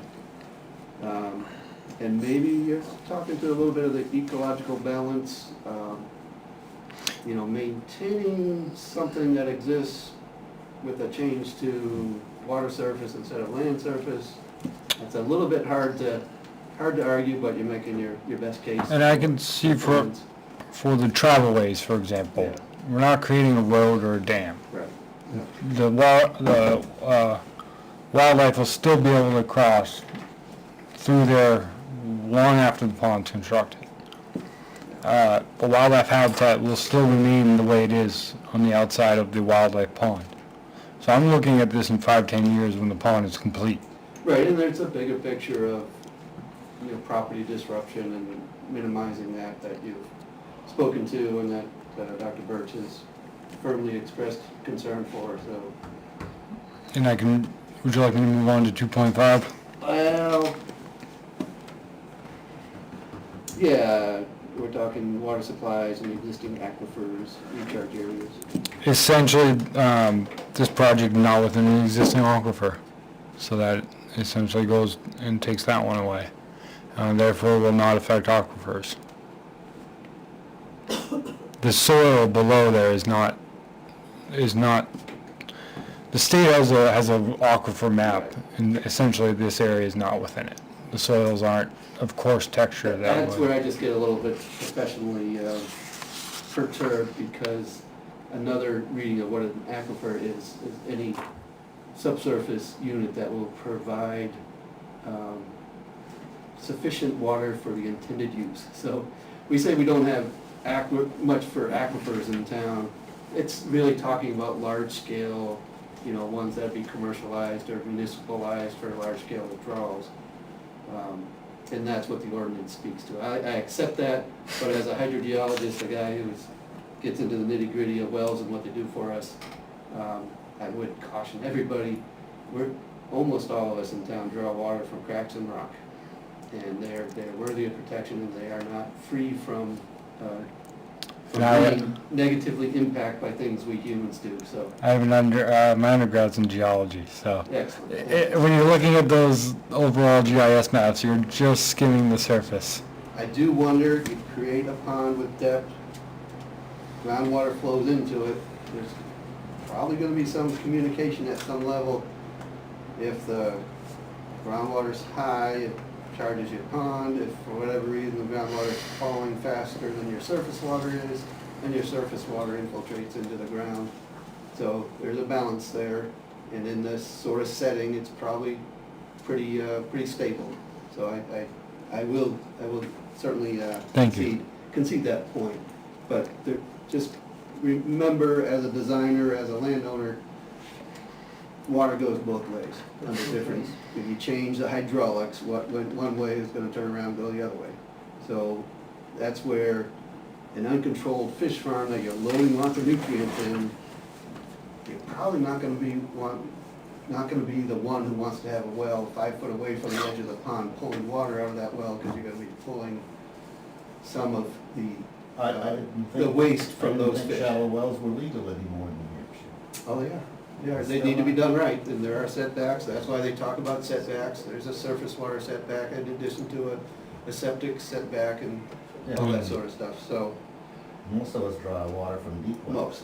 Most. Yeah, and if you get into public water supplies, When we're talking about protecting aquifer, we're talking about protecting groundwater.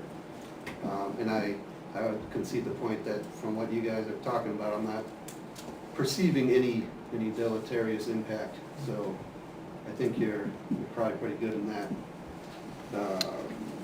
Very evidently so in that 28.2.5. all right, I'll move on to 2.6. I don't think we need to. All right, Those go beyond I said it would take a little while. our concerns here at this table right now, so. Thank you for your time, thank you, Jason, for giving sort of a sneak peek there, giving us something to consider further as we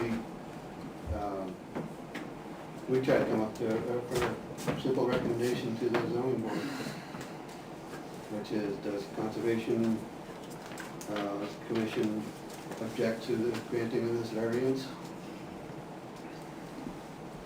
Or do we not? So we can kick that around. If somebody would like to start discussion of the motion, we can do that. This is an opportunity,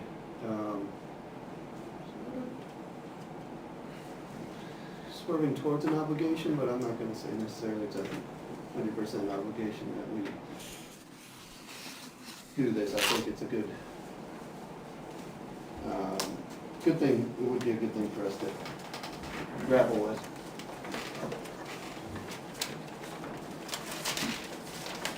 Do you make a motion? I've heard some thoughts from Ray, I've heard from Steve, a little bit from Sherry, a little bit from Mark. Any thoughts, Mike, to help us formulate something here? Nothing that would add value to the conversation. My personal opinion is you're changing the natural habitat. But I'm not here representing myself. I didn't see anything in the rules that would have an objection from my end. The ecological balance, disturbing that might want to be looked into. That's about all I took from the article.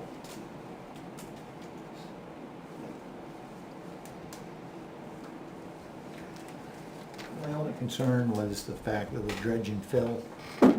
They don't have a plan for the dredge. They're talking about maybe having it on site, maybe trucking it off site. That's a problem. That's an awful lot of fill. That's a lot of fill. I haven't even heard the number on that, but Well, it's a half an acre 16,000. and 17 feet deep. That's the deepest point. Most of So- the average is about 10. This is some good math. A lot of 10-wheeler loads. Yeah, that's what they brought up in the planning board, getting selective approval to haul it off site. I agree with you. Because I you agree. have a limited area that you're working in and you don't want to disturb, we're already disturbing 16,000 whatever feet it was. And now you're gonna disturb that much more in the upland area to store the material, which has got to de-water, which Ray knows about, having to keep the silt and stuff back. For running back into Yeah, but we've had a long discussion about this, and I'm not seeing eye to eye with the rest of you. I'm sorry to say. I've dug many ponds in my lifetime before all these rules became rules. They're beautiful ponds, they work really good. We drive by hundreds of them every day, not knowing that they were dug, man-made ponds. I've never seen a pond impact the environment in a negative way. Okay, we got detention ponds on all new commercial projects that become cattail havens. They're technically ponds, right? So I'm gonna push you a little bit. Turn it into a motion. I don't know what to say for a motion. A Uh, motion, well, I don't have any negative thoughts on this whole project. Being in the business I'm in and doing what I do. I don't have any negative, it can go bad. You hire the wrong contractor, it can go really bad. You get a guy that runs out of money halfway through the project, terrible, okay? But, that's not our decision to make. And I'm a firm believer in if you're gonna buy a piece of property and pay taxes on it, that you should be allowed to do something on it, which the zoning and the code says, reasonable use of your property, okay? So, how many projects do we see in town where a developer comes in and puts in 15, 20 lots?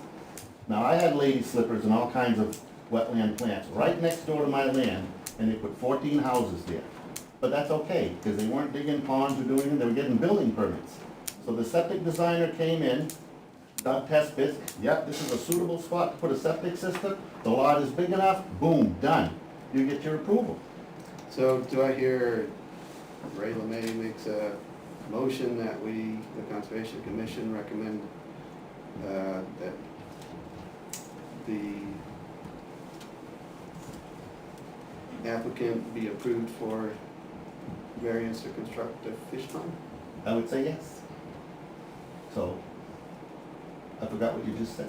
I know, I'm not trying to, You know my feelings. I do, and I And- appreciate and that. I'm not so- afraid to speak out that this is not a terrible thing.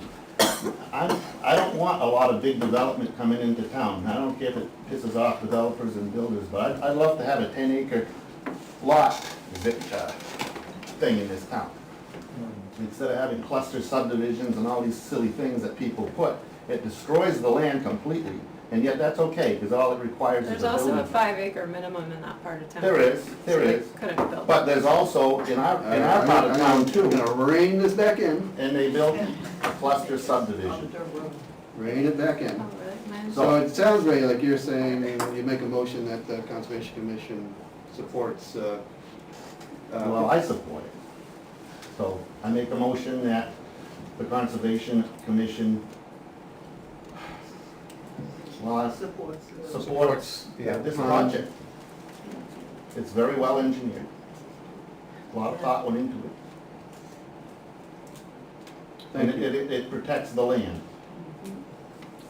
A little bit painful, but we can do this. It thinks. Do we have a second on Ray's motion? I'll second it.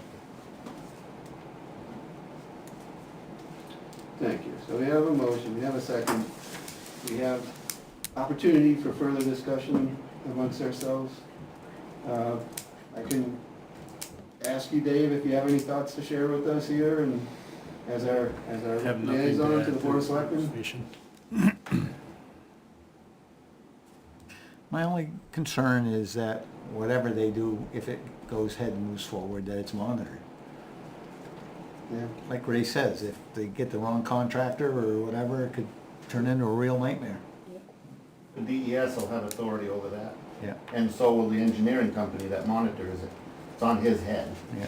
Yeah, so I can basically pull the plug Yeah. and say, you need, And- I won't issue the next To what you said, it's a very important role that the Board of Selectmen could be playing. And we were talking about volumes, we didn't get very far into that, but just sort of some back of the envelope, correct me if anybody's been able to run some numbers either. We could be talking 250 semi-dump loads of material being generated by this. 411, 18, or not 18, 10 18 yard, yeah, 18 Triaxles. yard tons. Yeah, so triaxle, maybe you get up to about 18 yards. 18, Yeah, maybe 18. about 20, 22 tons. The dump trailers, you might get pushed up to 40 tons. So we're talking a large amount of material being generated and needing to be managed. So that was one thing kind of rolling around, and Mark just pushed that to a little bit more clarity. So that's a big deal. Big deal. Hence, that's why if. 500 truckloads. Yeah, we get a 500 here, I've got a 250, we got a 400 here. I think it's substantial, so that's, of course, it's a decent hole, but that's, you gotta have volume to get to where hopefully you would like to get for habitat, so. Any other thoughts on that? Anybody need clarifying questions to be able to vote on this one? I'll just say, I think it's irresponsible to support dredging 20,000 square feet without putting eyes on it. I mean, I can see staying silent, but yeah, that's completely irresponsible, because we really don't know for sure, what's been looked at. It's an opinion thing as far as the habitat. It didn't sound like it was, and I understand that there's the offer to do more, but just as a commission to support dredging 20,000 square feet of natural wetland to be replaced without even laying eyes on them, don't feel right, so. Just my opinion. It's less excavation than a commercial building. Not comparing to anything else, just saying to support that, this particular case. We've never done that.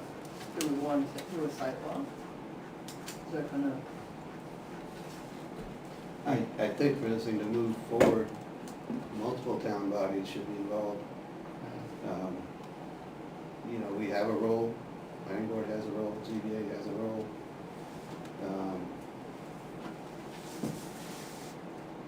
Neighbors have a role, so that's a possibility one way or the other. All right, so we've had a chance to chew this up. Any further comments? We've got the motion from Ray, seconded by Mark. We've got 1, 2, 3, 4, 5, 6 members here, so let's vote. All in favor, say aye. Aye. So we have Ray,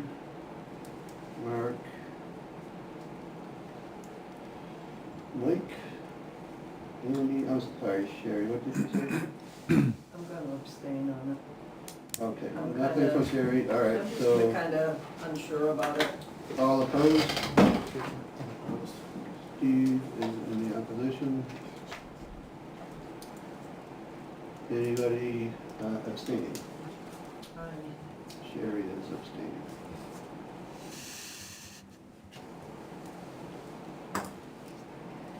Okay, so we have a recommendation from the Conservation Commission suggesting that the zoning board, the other town bodies continue to vet out this project that has our support as a commission. We've raised a lot of concerns.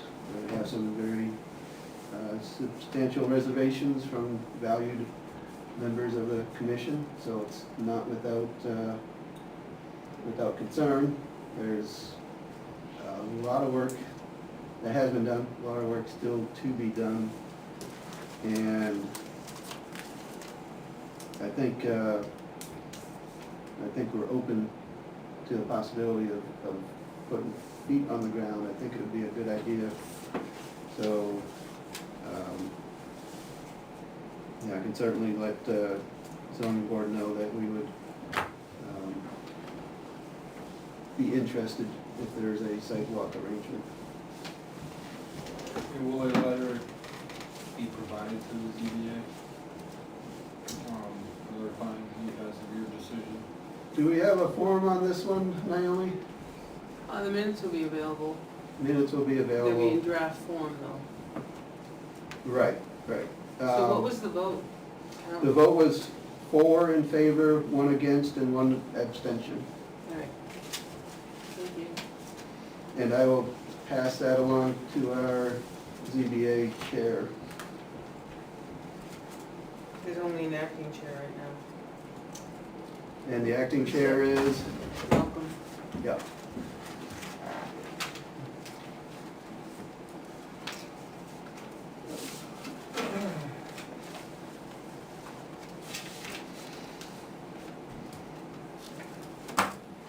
Okay, That was 1 of 4. that was a very substantial undertaking. 2 hours. 2 hours for us, just the start of a lot of work. A lot of work, if it is to go forward. So I got the next 3 as well. Very good. All right, so here at 9:05, last call for commentary on this one. Thank you for your time. Thank you for I all of your really efforts appreciate and y'all time. coming out. Yes, sir. Thank you very much. Hold on just a second. Anybody else in the, you're all set, Dr. Burge. Anybody else in the audience have a different concern that they want to talk about, or you're just here to learn what you can? Okay. Before you get back up, and we'll get to you in just a second, we're gonna do a little bit of a side here and ask Frank to, if he has something he'd like to share with the commission tonight, so that he doesn't have to necessarily be a hostage to all the rest of the proceedings. Yeah. I do. Frank Campana, Quaker Street. It's going to be more of an inquiry of the commission. I'd like to thank the chairman and the board for entertaining me tonight. I haven't heard, as of late, either Board of Selectmen or anything. I don't really follow your meetings that close at all. But is there any type of update on the East Street property that has formed some type of development or direction or conversation? And I will state, I am not, I'm not a proponent of taking current agricultural hayfield land and bulldozing it and, you know, paving it over in a parking lot, let me put it that way. So that's my opinion. Nothing from us, but, you know, we do have David here, they're on the lead, Board of Selectmen's on the lead, so if The only thing I you'd like to can, share, Dave. the only thing I can really say about it is that we are still discussing it. Okay. We're gathering information. 'Cause I know there was no lawyer involvement. I think from what I remember, it seemed what conflicting, interpretations of what was done. So there's no update then. Okay, Still working through it, is my understanding. okay, good luck. Thank you, I appreciate it. It is not forgotten, that much I've been assured. Well, I'm sure of that. Okay, thank you, Dave. Thank you, Dave. You're welcome.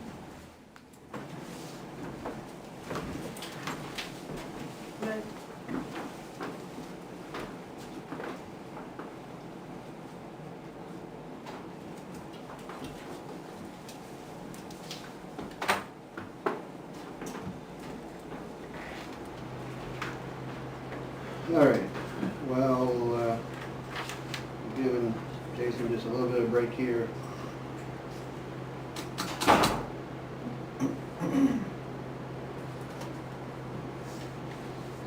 Let me see what else we're looking at. A quick point of order question. Go ahead, Steve. So what are we doing with the video that was submitted to the committee? How does that get stored as far as the town goes? 'Cause No idea. what do we do with that? I'd say we could just put a bunch in our mailbox and say, Can you leave them with you? if anybody would like to have a thumb drive I get one too. with a video presentation from the applicant. Put it online? It was online. Yeah, Oh, it's already So on. He our sent it, email. I think he sent it already. You did. you're right. I didn't know, Brad. And we could make a note that people can watch it online. So, We haven't set that up anywhere. I would just say for the record, for the viewing audience, for our minutes, that we can store these here if anybody wants one. Contact our town administrator and she can direct you to picking up a thumb drive with a video presentation, about 15 minutes long. Yeah, because we shouldn't look at that, it's not public. Exactly. That's an ever-changing environment, but it's like, how would you deal with that on a right to know? It's like, We would have to view it here now. yeah, that's why I think they might want to do it, taking it.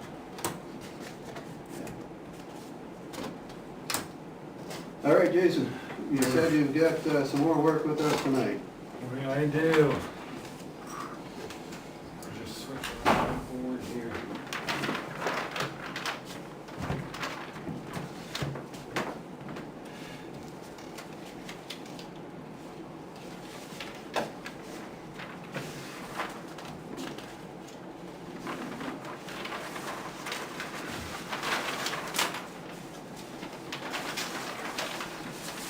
Yeah, I don't know what it is. We're going to Littleton tomorrow, we'll see around 5 times. All men.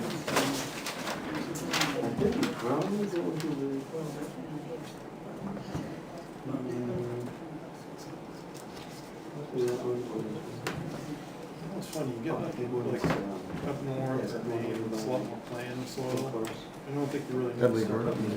Yeah, that's probably the next one. These are not lots of Haverhill up there. They still pull the plugs out of the skidders and stuff up there and dump oil on the ground and drive off. Did you see the guy that fell through the ice in the skidder in Northern Maine last winter? It's a different world up there. Again, my name is Jason Bolduc from Marine Land Services, representing Ronald and Jacqueline Prawn of Dudley Brook Road, 186 Dudley Brook Road, otherwise known as Lot 105-2.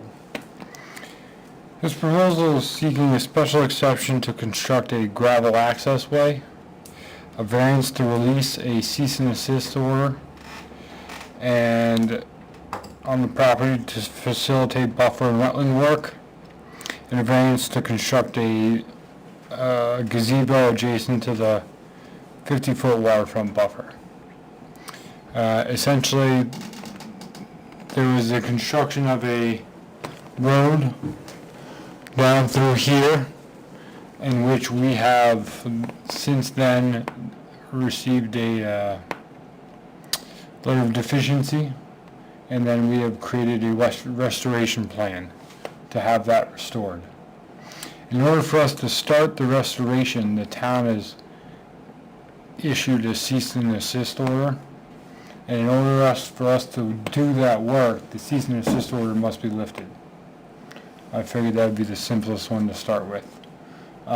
So therefore, when we go to ZBA, they have to lift this cease and desist order in order for us to commence restoring the wetland impacts that have been completed. And the town needs us to go to ZBA to do that. The state has been issuing us deadlines, and we haven't been able to meet those because of the cease and desist order. So I guess that would be the first item, without going into the rest of the two other items. All right, so I have no awareness of a cease and desist order. That doesn't come from the Conservation Commission. No, so it's gonna happen to go in front of the ZBA. They have to lift it. Who issued it? Who The issued town. it? So, our building inspector, or? Yes, the building inspector. But in order to do the restoration, we need to impact the buffer and the wetlands. But the cease and desist order says you can't impact no further in. Put a road through the wetland? Correct, yes. And again, that has been dealt with the restoration plan.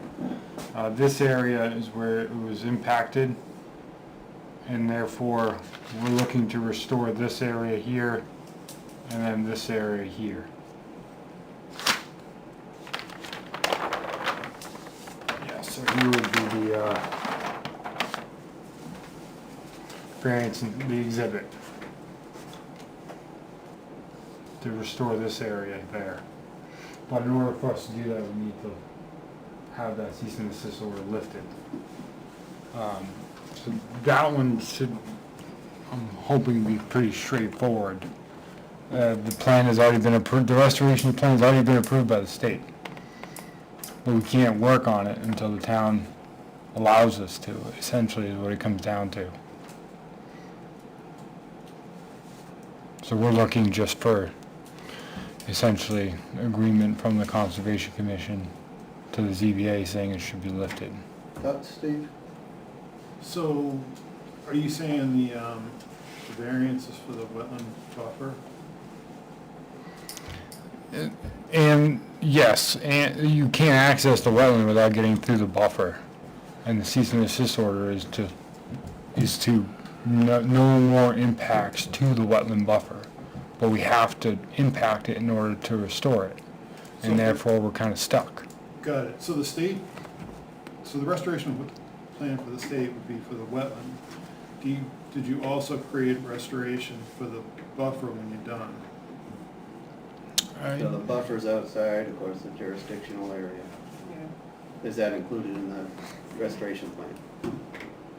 Don't believe so. Because typically what's happened is like people, when they accidentally or on purpose damage the buffer, they're required to replant native vegetation. And that's what this one does. Right in here to be, and then a seed mix. Essentially, it will revegetate on its own, but by adding a seed mix, it just speeds up the process.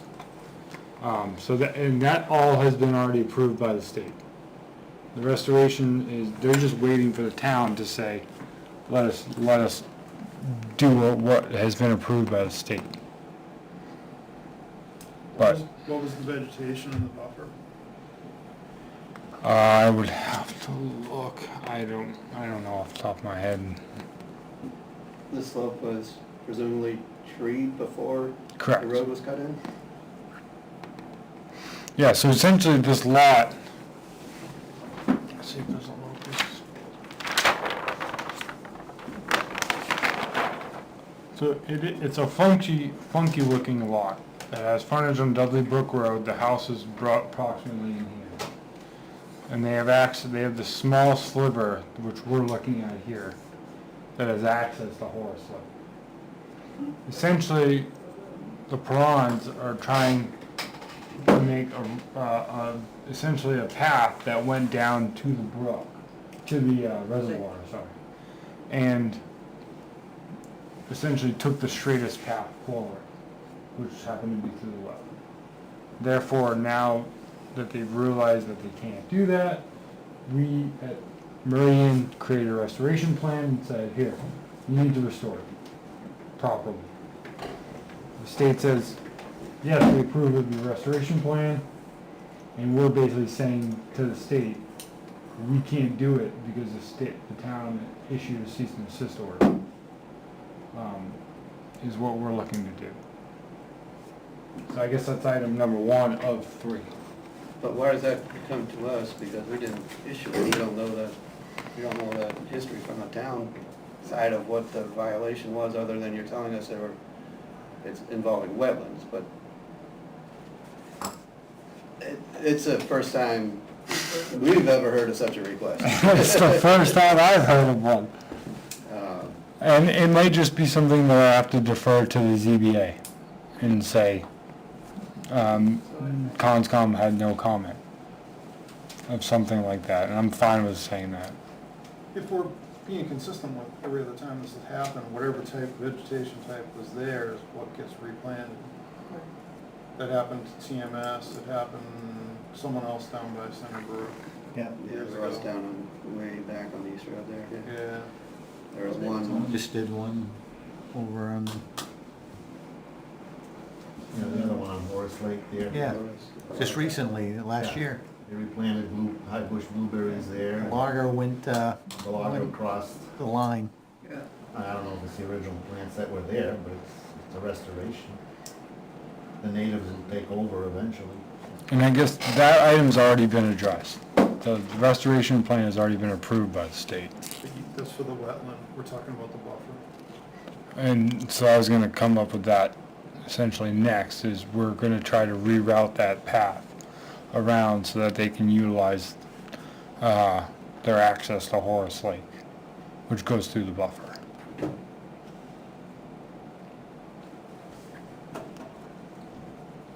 So the rerouted path Which is, avoids, I'm not sure, but does it avoid wetlands, but it impacts buffer? so this is item number 2, essentially, would be to allow, which is the special exception that we're asking from the ZBA, is to allow for the path to be rerouted through the buffer. So the special considerations of this lot is it's extremely narrow access to the Royal Reservoir.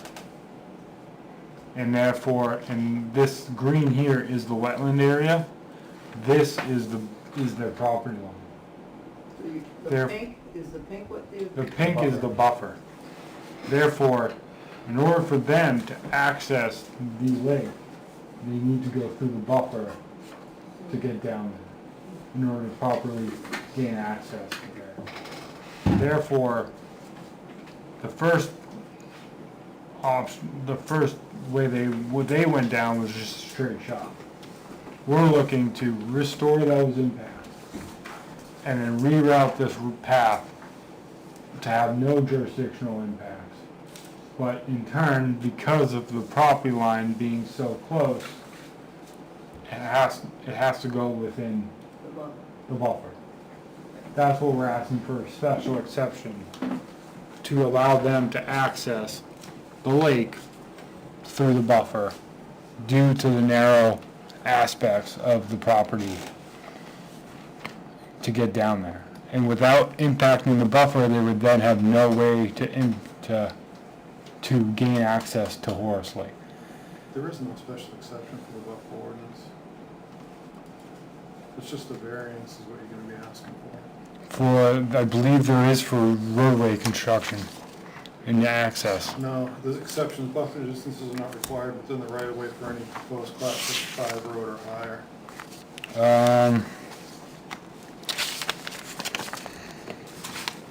You're looking at 28.9 and 28.9.1. Where do I have?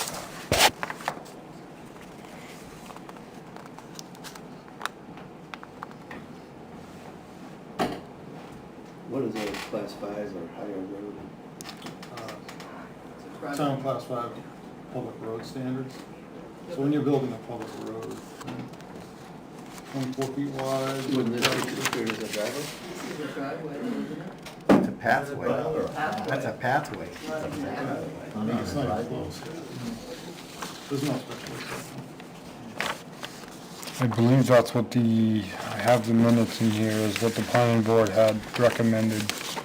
Let me, Talking about, that all got pulled back, because we batted around all those sorts of things with that wetland change. Right. Value. Yeah, so no, I mean, no, we're, So, we have a cut to the chase, what you're saying is variance, not a special exception. the path construction through the buffer is a variance, not a special exception, therefore conservation has. No, we can still weigh in, it's just not a special exception. Just gonna call it what it is, it's a variance. You know, if you had a walking path going through it, I think it would be compliant with the buffer. If we're talking like a road going through it or a driveway, then you're not. I don't know what we're calling a path either, so that's. What are the dimensions on that path? 3 feet wide or something? no, it's enough, 10 feet, and it's enough to get they have a side-by-side gator. That's all it's getting, going down there. It's 800 feet to the water from the house. So, makes for a long way. Yeah, that's a This is your variance. property? Yes. Thank you, okay. So it's essentially to get down there, there would need to be impacts to the buffer, or else they would not be able to access the waterfront that they have. Is that ground impacts or just, is that stumping or what sort of Yes. impact are we talking about? Are we Yeah, so it'd be creating, digging some material out, Essentially putting some gravel material path. in? Cutting some of the trees down, we have to cut a new path in to go outside of where the road is now, whatever you wanna call And it, where- path, Where road. the new path is, there's tons of rocks, so we gotta fill over the rocks so we can get down there. And cut some of the trees. That comes under the thing of it's supervised and done properly, it's no impact, but it can turn into a Big mess. mess, potentially. and the first item is to do the restoration. Second item, reroute the path so they can gain access to the water.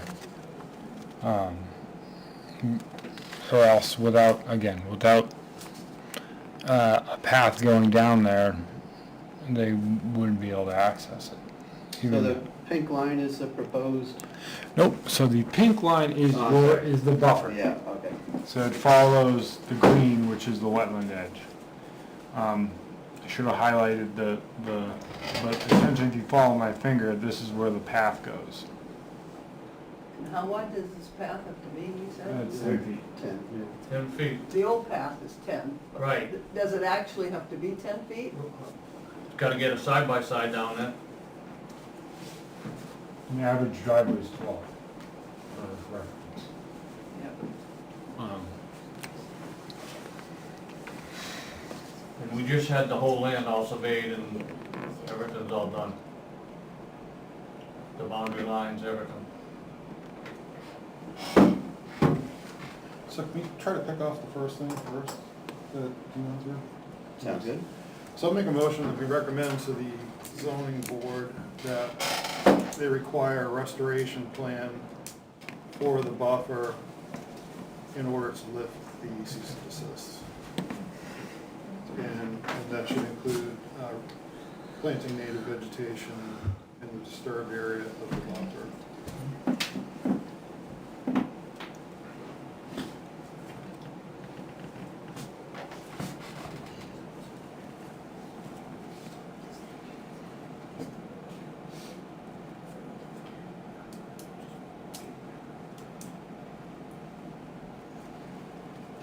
Can I second that? Once I'm done, right? All right, and that's before releasing.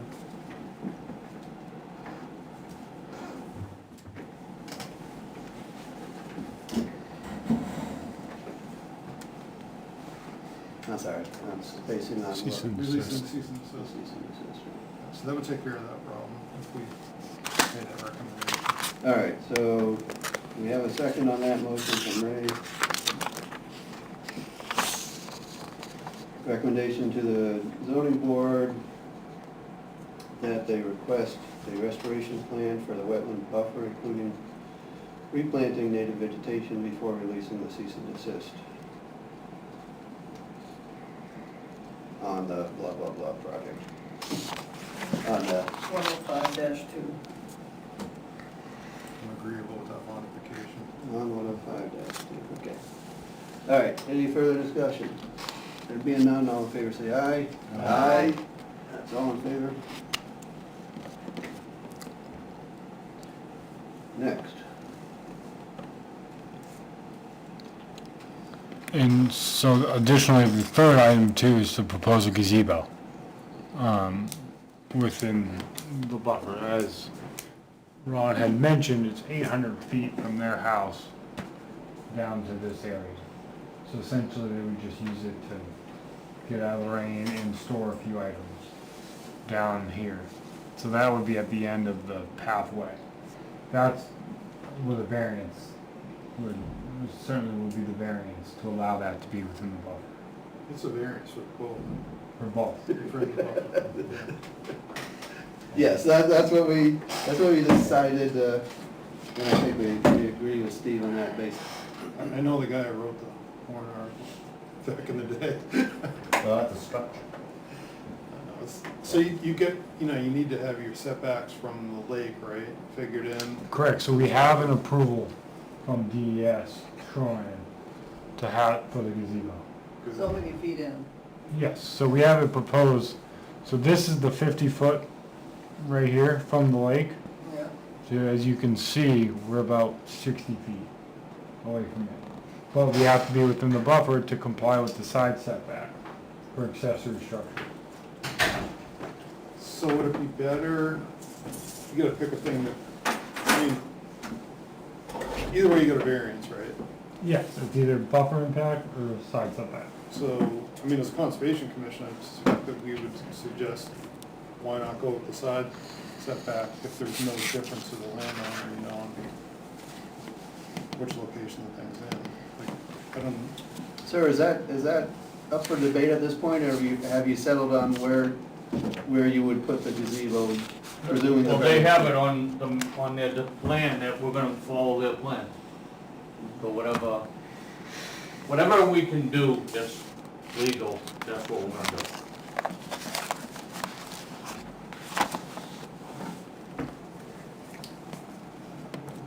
make a suggestion. Yeah. Just make a motion that we suggest to the ZBA that the gazebo go in the side setback and not in the wetland buffer, because there's no ecological reason for the side setback, it's just. Yeah, it would just be closer to the abutter, I guess. Right. Is the abutter very close as far as? So this orange line here, the house, I don't know, Ron, how close is the house? Is it the Potter's house? From this lot line, yeah. The neighbors? Yeah. No, you're up talking, 250 feet probably, or 200 feet. So there's not a house sitting right here. No, it's way up here. So it wouldn't make a difference if it was close to the property line versus, Well, you're allowed 25 feet, 25 feet. yeah, so they wouldn't make it, I would try. 15 on the side. What's that? He said I didn't hear it. Well, 25 feet, it's on the about side 200 feet setback from the at house. my lot. Oh, no, from the property line. No, 25 feet from the property line.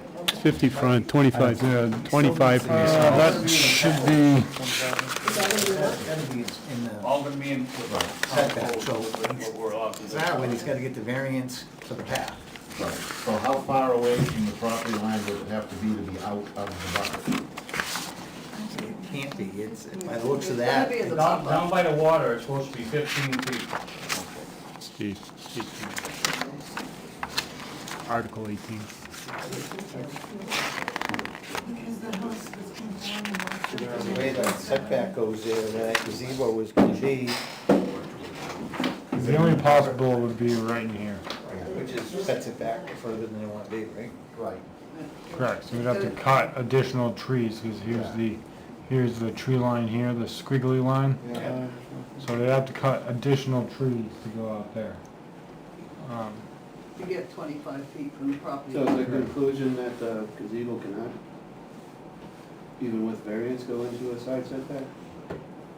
Ron, I don't see a reason why you wouldn't be able to shift it to the right.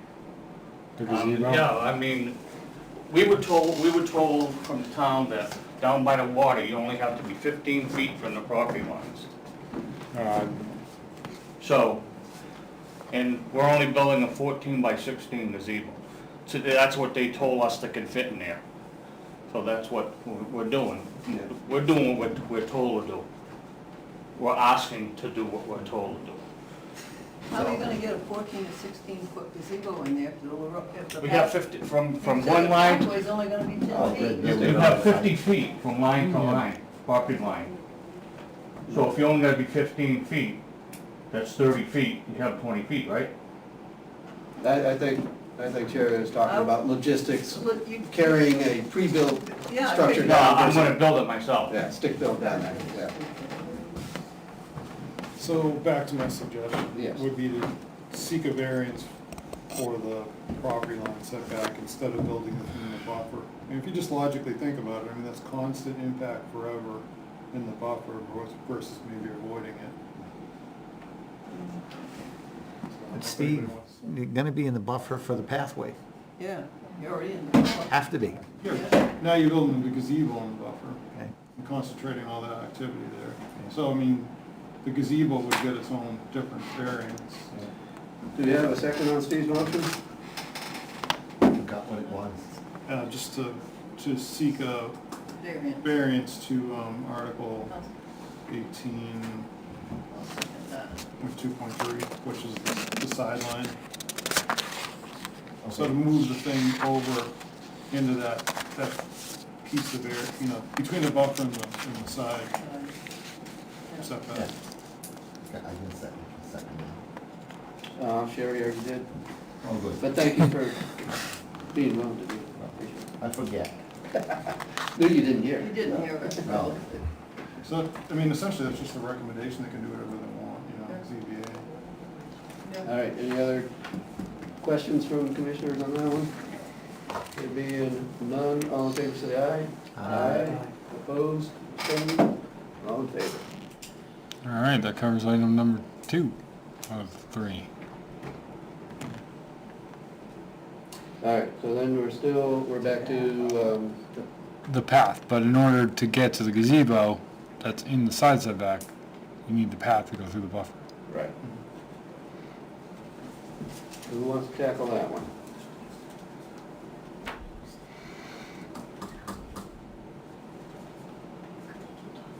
And truth be told, in the past, we never weighed in on these, or rarely, if ever, weighed in on these. We haven't had the pleasure of having the applicant representative before us to explain it, and we've just said, well, in order to do that, we're gonna need to get a buffer variance for the driveway or whatever. But this one involves some other pieces, so here we are.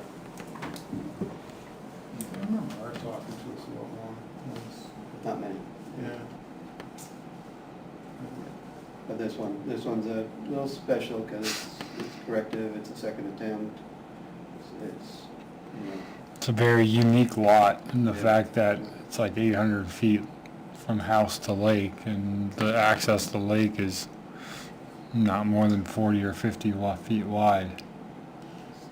right, and this DBA is not going to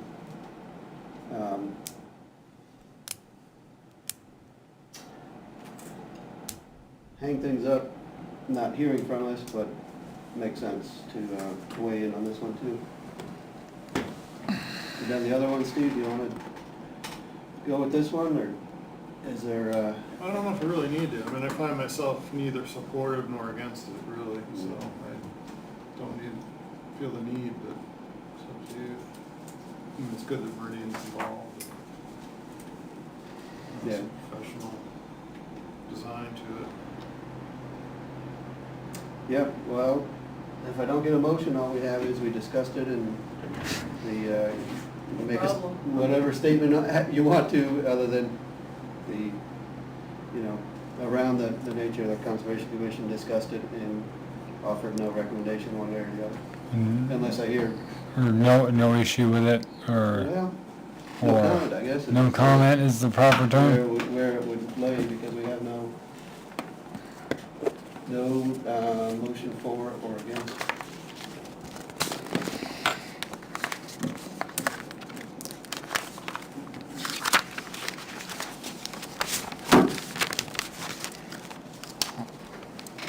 Anybody, last call? If we're neutral on it, we don't need to make a motion. No.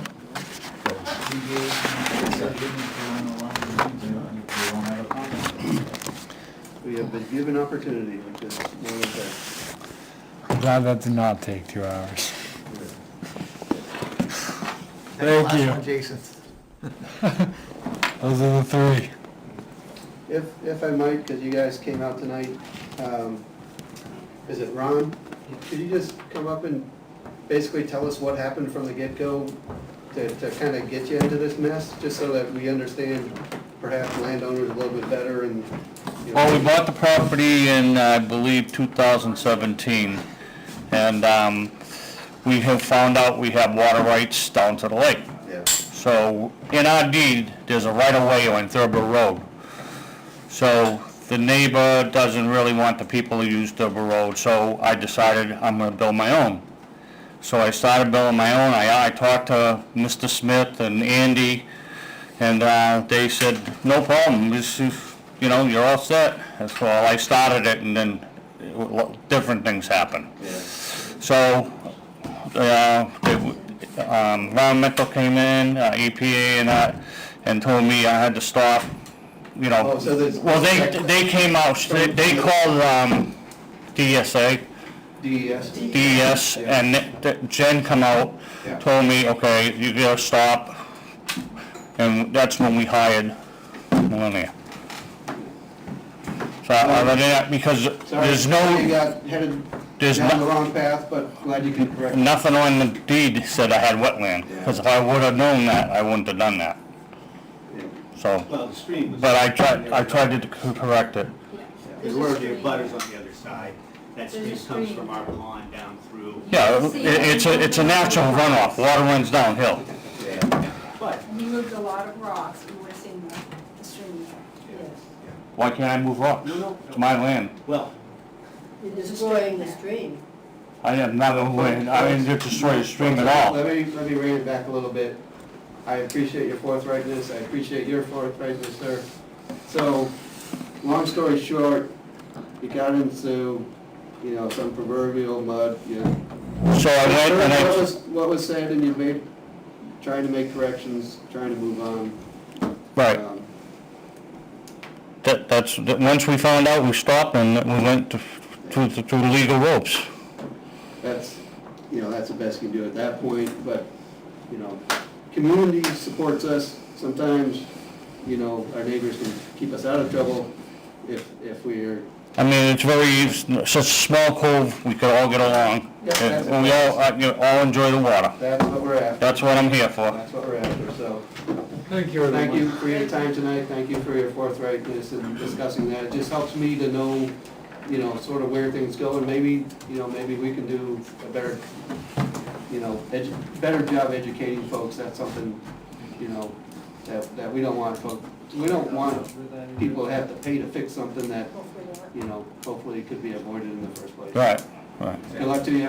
All right, thank you very much. For Thank you. letting me know that, so it's helpful, and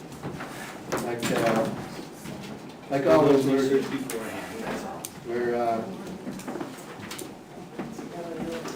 communities can be a little bit messy at times, but we're looking to build and not destroy. Thanks for your time. They were told what to do, and they didn't do it.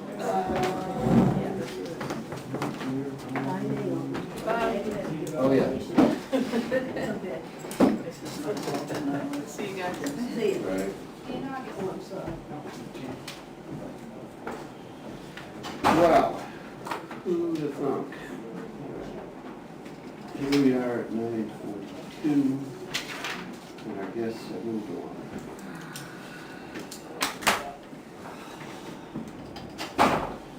All right. What's that, the witching hour is 10 o'clock, Steve? Yeah.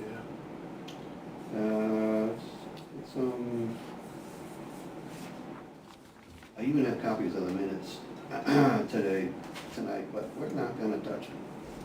We're gonna hold once again.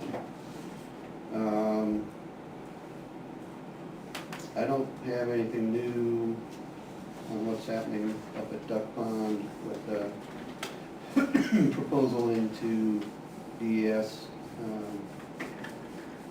So we got nothing on that. I believe we took the second one.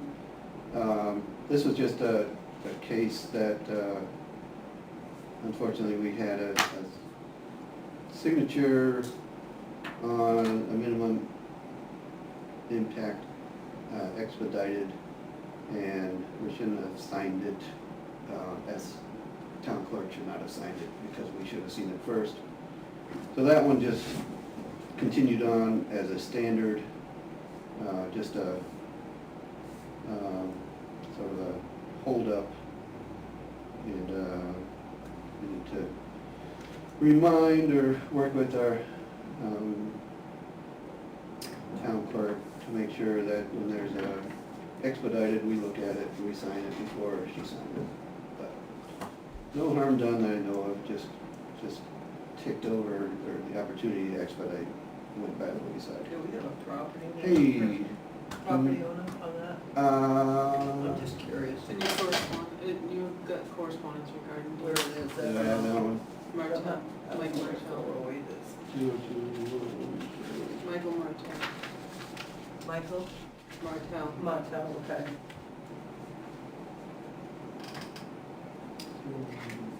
Matthew or Michael? I think it's Michael. Matthew Martel, 224 North Street.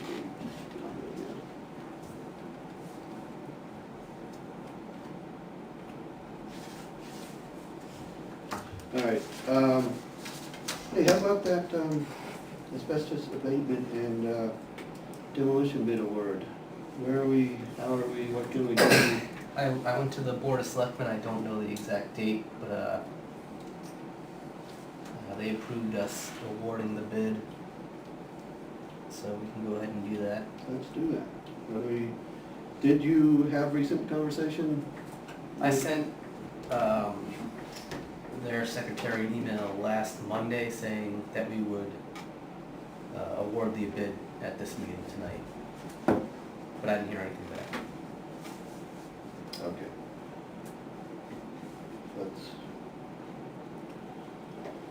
Let's have a motion on that one. We already did a motion. We need recommended. It was based upon Board of Selectmen approval, and which we got. That was in July, right? Oh, wait, no. May. May? They already approved it. Yeah. Listen to that. All right, let's hold it right there. 135, I think you were just doing the background reference check, and then that's it, and we approved it. Yeah, we got to go to the Board of Selectmen too.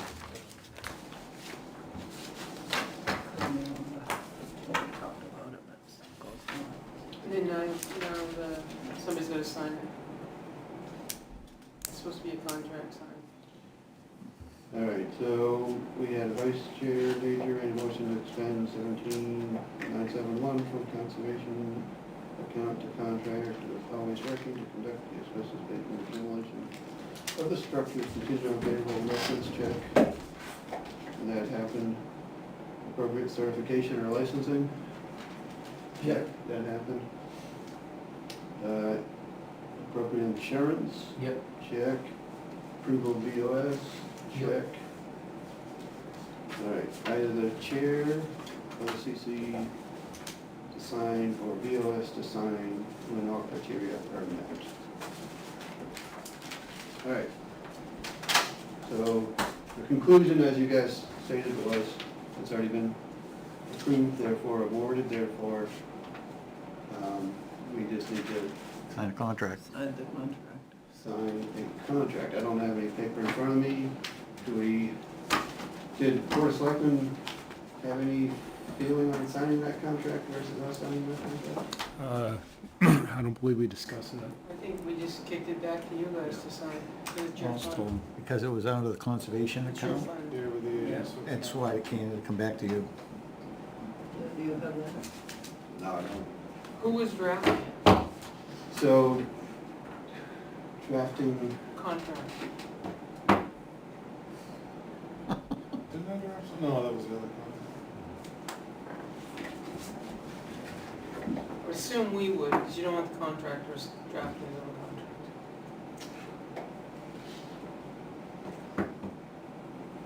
contract. and we didn't have the workings of a contract already put together. We just had the request for bid, which should, that information should be in the contract. You know, the dates of when they're gonna get it done. Right? Yep.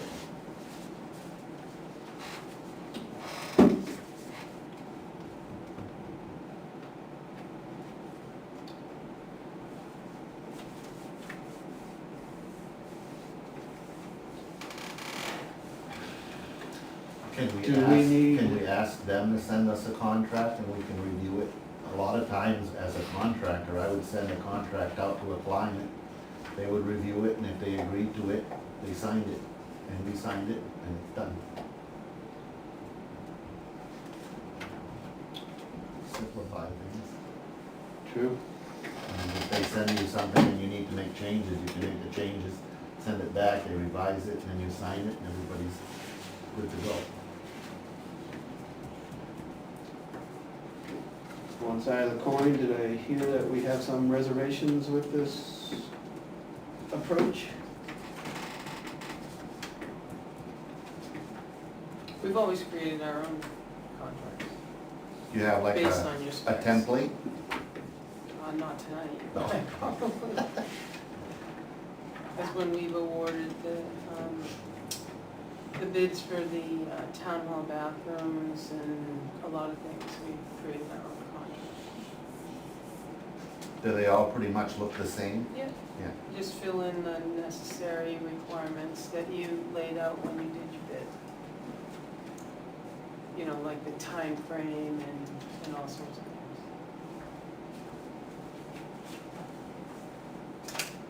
Like, are you willing to work with Naomi to? Sure, I think somebody else would want to get eyes on it before I sent it to the company. I've never put a contract together. Well, Andy's gotta see Naomi, it, because can he's you gotta work sign with it. Mike as the existing contact, or would you take the role and contact?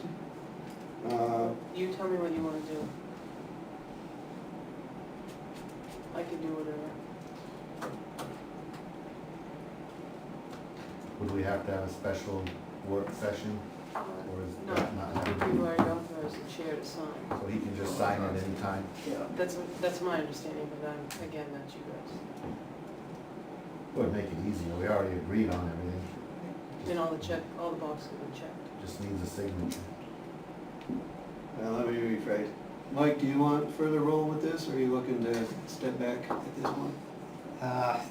My role would have to be reviewed, so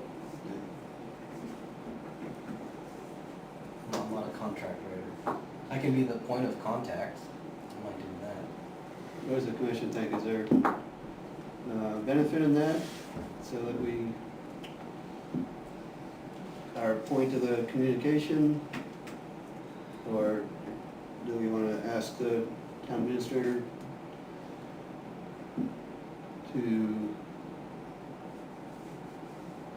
put a contract together in consultation with the contractor to make sure that we are both on the same page about the way forward? Depends how busy everybody is, I guess. We can do it as soon as possible. Yeah, at this point. This has been going on forever. Yeah. That's why I suggested have them send you the thing all filled out. They do it every day. We just gotta review it. If the town has a basic template, we can ask Naomi if she can make time to do that. I mean, she sees that, we don't do contracts. I mean, And then have her send it to you, and we can make a motion to have you sign it. well, no, we already gave you the motion. There's nothing that says I can't share it with all of you, just don't all reply to each other, that's the only thing. Oh, If you see something we glaring, already just gave let you me know. approval for the chair to sign it. Oh, right. We already have approval, right? Yes. Naomi, could you in the next 2 weeks draw up the contract, make sure that the contractor is on board with the approach, and get the contract to me so I can sign it? And like you say, everybody can have a look, and we're not gonna work on it, but if anybody has a specific comment individually, they can share that with you. Yes. Thank you. Thank you, Naomi. And Mike, once we get to the next phase, hope you're able to stay on as point person with it, and we'll see once we get that contract squared away, the timing on it, to get that piece of work done. Thank you, Naomi, thank you, Mike. We need to hit some hourly FSAs so I can start paying bills again for our contract forester. So I think you've had a look at these, Steve, but would you please peruse? This is one where we wanted to stay at the $75 an hour and not jump to the next increment, which will happen later if we go there. So I need a motion in a second so that I can sign the FSAs hourly. One is for work out of the conservation fund, and one is for work out of the town forest account. Yeah, it's just $75 for, that's all, just the miscellaneous things that we assign, like coming to the meetings or. So make a motion for the chair to sign both, forestry services agreements with Medicine Consulting Company that just provide clarity for the hourly charge for assigned tasks.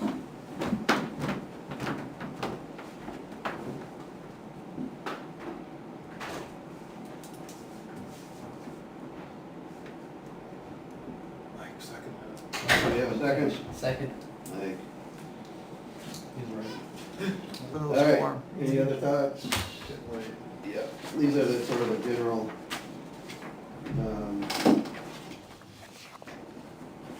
sort of thing when we've had land monitoring done by these guys, they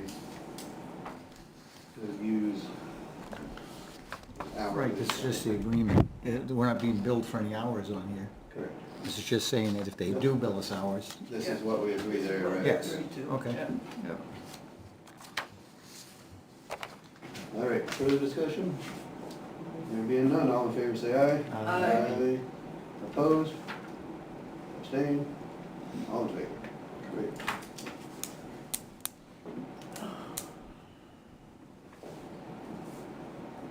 And now deal with the invoices. If anybody wants to see what we have, I can share that, but it's,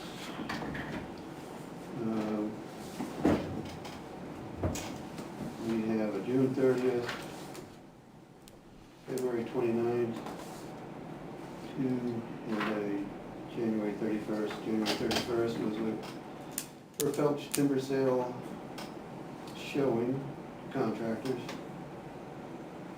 And then preparation of the bid evaluation spreadsheet. And that came to $487.50, just FYI.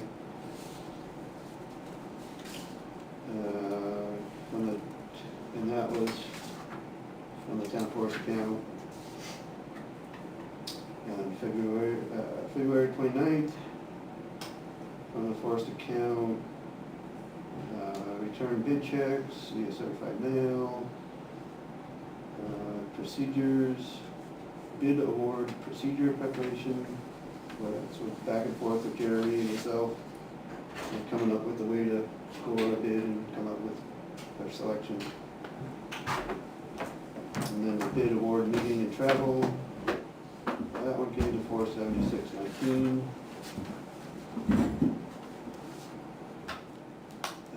Another one on February 29th from town forest account.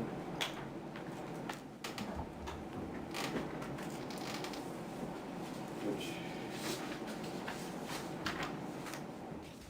same as the one you just shared you, so you won't pay him twice for that.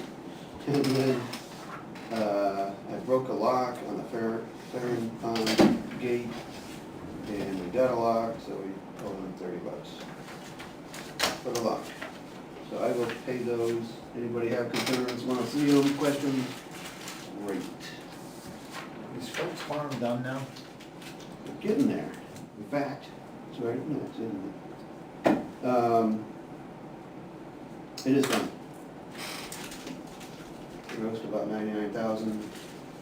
Had about 100 visitors in for the student showing. Fair bit of legwork, pro bono stuff to help the Timberland Owners Association forward with what they do. On Jeremy's part,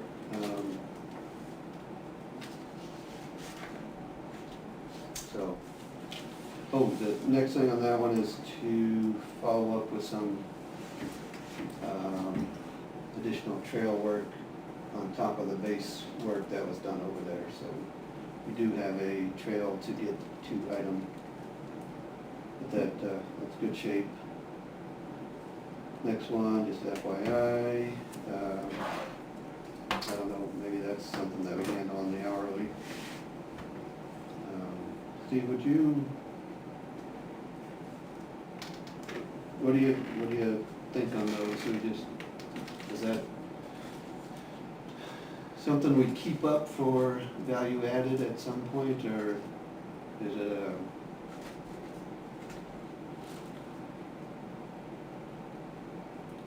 a reasonable expense for us? I don't know what's involved with. At Phelps? No, Poor Farm Town Forest needing inspection to continue as a designated tree farm. What kind of inspection do they have to do? Well, there's a tree farm inspector that comes They out. come out. And we have to pay for that? No, not the tree farm inspector, you pay for Jeremy's side. No. Meaning Jeremy comes out at the same, heads out at the same time to walk it or whatever? Yeah. Yeah, I would do it, it's pretty minor, it's not like a big project. It's like a few hours. You might have to fill out another, I don't know if he's gotta fill out an updated application or anything, but. Yeah. All right, so I will ask Jeremy to help with that. Are the other town forests also designated tree farms or? Felches, Felches? yeah, I don't know of any other ones. It's kind of a prestige thing, you know, Yeah. says you're managing the forest and kind of a third party looks at it. Do we need to motion any amount of hours or anything to do that, or? What do you think, 4 hours to walk it? I have no idea. I would drive down here and everything, I mean, it's gotta be. I would a day. kind of get a estimate or get a sense from him first and then Yeah. approve it next time. What he Okay, wants. sounds good. You gonna email him or? Glad if you would. You open your mouth, Steve. All right, so he's gonna do that? Yeah, Great. right now, we're sitting there. Yeah.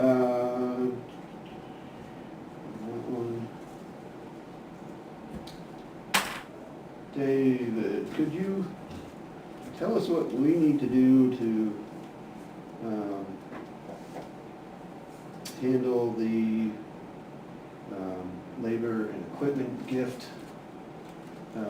aspect of the driveway apron work done by towns, for the town of Wayver? Not 100% certain, but I would imagine we just need estimated hours and cost and value. And that's, And bring that to the board. Just write it up.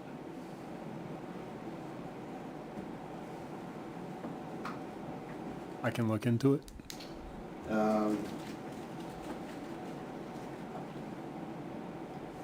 yeah, that's been based on.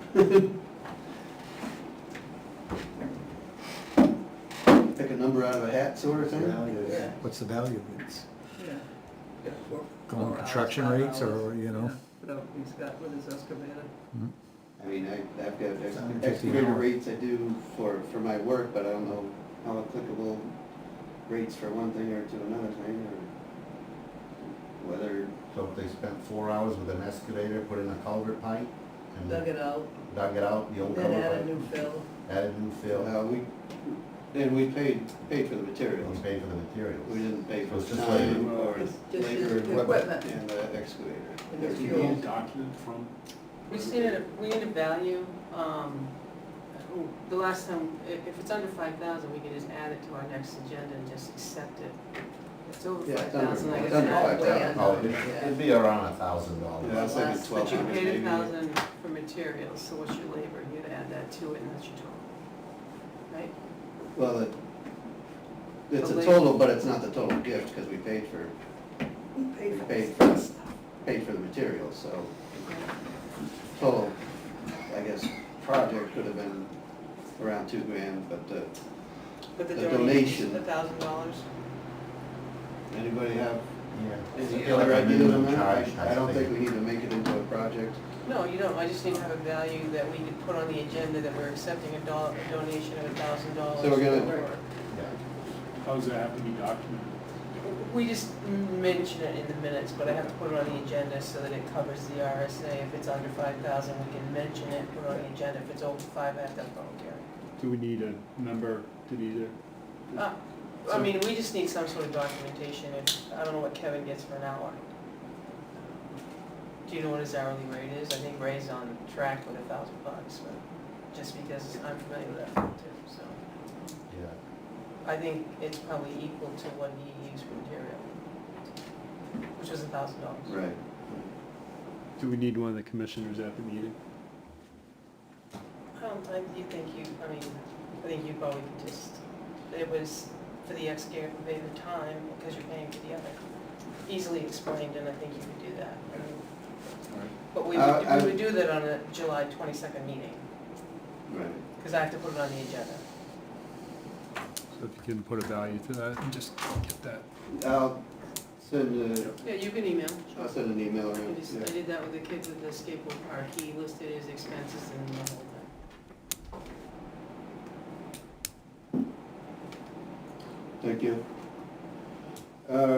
1 week's time, let's meet back here for kickoff on our town forester contract planning and or whatever else involved in that one. Everybody plan to be able to participate? I'm not in town. Okay. We have a club meeting on that Wednesday. Yeah, and I've got a meeting on the 17th. What time's the meeting? 7. It's, I'm the vice president, so. Yeah. Ray, are you? I don't know yet. I never know till about a few days before or whatever. We could be on a job real late, we could be early. I can try. I certainly don't have anything absolutely scheduled on that day. Yeah. Sometimes we run into dilemmas. Yeah, it's a historical society meeting, so I'm the Yeah. president, I should be there. So it sounds like the Well- meeting's in jeopardy. I could ask for Zuzu and Phil, You need a four. You need a quorum for that? Strictly speaking, I don't know. I know Steve and I could have a good discussion with the selectmen, but. I don't think we're voting on Yeah, I anything. don't think we're voting.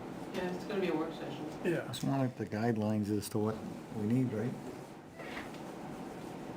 Well, if we have any pitch, and I don't mean tar, we can make our pitch again.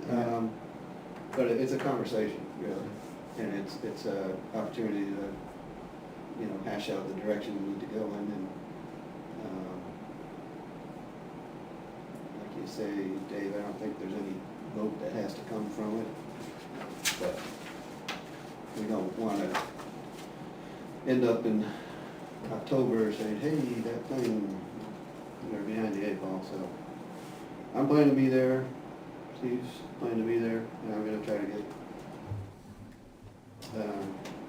Zuzu and Phil there. So, thank you.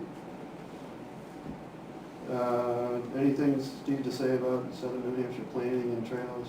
Yeah, so I had a good discussion with Sylvia Von Walk, this is how you say her name, and she was waiting to hear back from us, because this was back in May, and then we didn't, that meeting went long, and then we didn't meet in June. So, I mean, they think they can get matching transportation funding and the things we talked about on the plan, and also talked to her about having kind of a trails forum would be identify trails and class 6 roads, analyze the data to see if class 6 roads connect to connectors as trails, strategize on creating connections, coordinate with the Concom on strategizing public outreach and input, work with the Concom in hosting a public awareness event, request input to better understand public use of trails and priorities, work with the Concom in developing the trail plan, including maps, review possible funding sources for trail improvements, creating connections, and developing ongoing public awareness.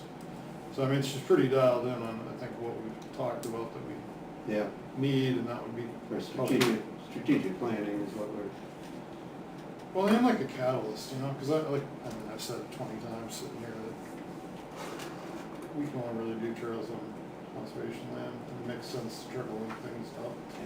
any sense, what we'd have to pitch, you know, funding wise to move that? Well, I mean, you know, like half. I mean, I think we ought to get a cost proposal if you want to move on from them, and I mean, I can't see something like that running more than like 50 grand, if even that. You know, so half of it would come out of like federal transportation funds, and half of it would come out of however the town chooses to fund it, you know, to use the conservation account. Is there any other grants out there? Well, they're getting grants for They're the gonna half get of the it, grant. yeah, for the half of it, which is still a pretty good deal. I mean, you get 50% of it paid for, and so I mean, if Yeah. you're good with that, and just to tell her, you know, can you give us the cost estimate, we're Yeah. looking at, you know, proceeding. That's what we need at this point, yeah, for the next step discussion on it. So, yeah, just give us the numbers, and we seem like we have funding available. Question for just Naomi and Dave. I'm assuming that they're exempt from the town purchasing policy, right? I would hope so. Good, Garrett. What else you would do? Get We're a a bid member. for regional planning services? Yeah, we're a member of that. We're a member of the service, the regional planning. Yeah. Well, let's see what the cost is. Hmm? See what your cost is. And it's probably gonna cost us 30,000 or 20,000. Costing you guys 30? We've got to get the numbers, but it's pretty comprehensive what we're asking to do, but I don't know, I'm just throwing a whack out there, I could be Yeah. way off. But they talked about like getting half the funding, because we're looking at using roads, they can tie, you know, people bicycling, they can tie it to transportation. That's why they're using the time to transportation funds. So, I mean, we use them for, you know, all the big plans, right, and it's like, it's never been, I just wanna make sure that's not an issue, I don't know what else you would do with this. You just going out for 3 bids, and is that pretty No. much what you're? Well, no, I would think they're exempt, I just don't.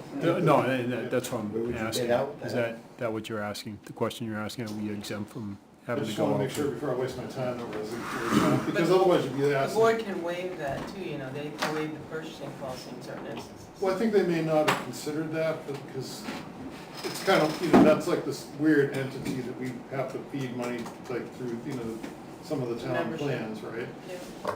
It's not really like a It's contract. pay, you pay them per capita. Maybe we can have a brief discussion next week.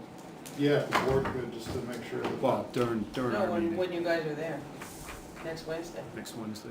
Okay. So we'll all be together. It's a work So we'll session. hold off on What, telling 10? Sylvia to give us a price, or do you wanna have a price?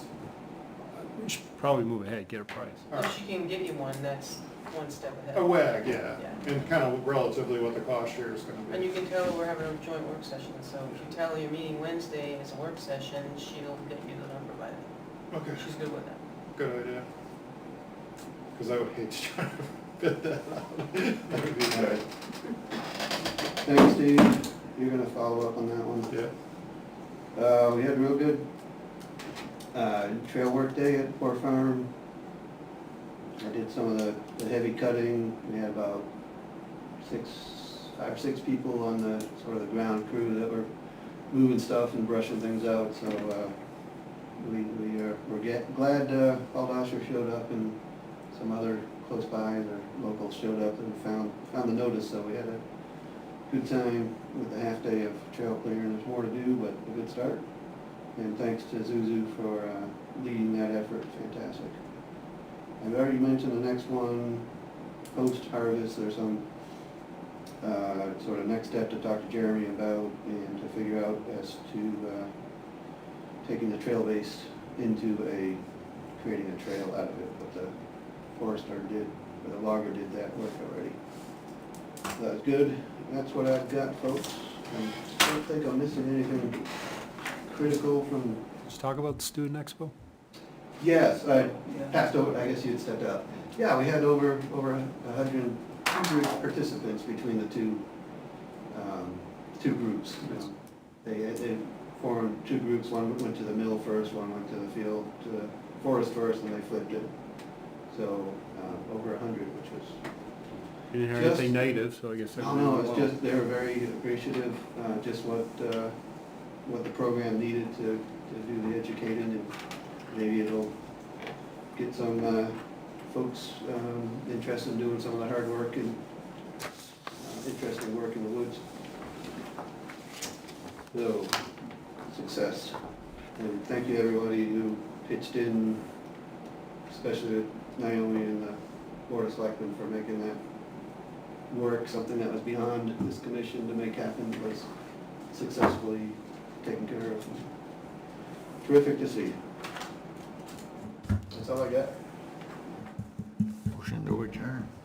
I just got a couple things, sorry. We got, at our board meeting this past week, there was a question about the hayfield out on East Road. Looks like it's been mowed. Do you had any contact with anyone there? Do you know anything about it? Oh, just that ongoing management as it's been Sweet. is 'Cause we still don't have a lease for it. That was the other well, question. that's part of the bigger discussion as I've seen it. Steve worked up, or came up with an analog, I think it was Hollis or somebody down on the southern tier had proposed, or had a model that we thought made good sense. Yep. But in my view, it was wrapped up in the bigger discussion about those fields. Why would the farmer want to enter a lease with us if We're gonna figure it out.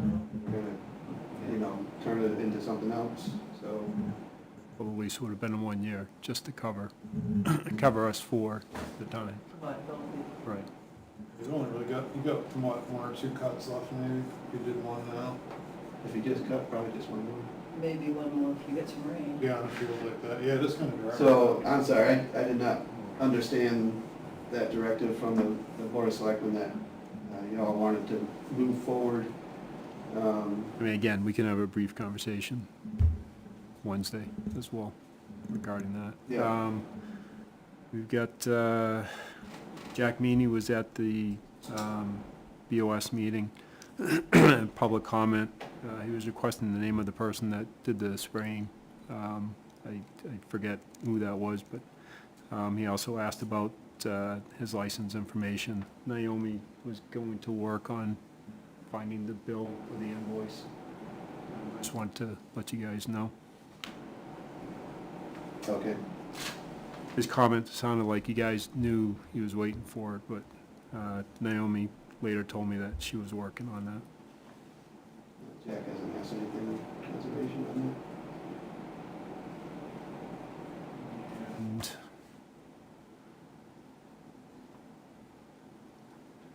in case you don't know, the town's moving forward with the permit by notice for the landfill permit. Jason Fisk is working on that. I don't know if you guys care about it, but just to let you know. Which permit?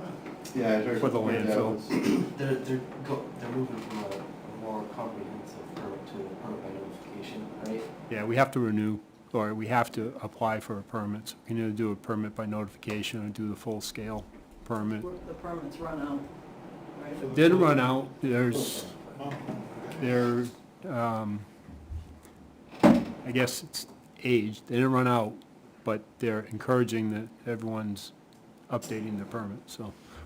Anyway, that's the gist of it. We've decided it's the easiest course is to go PBN at this point. For various And reasons. I'd just like you know that if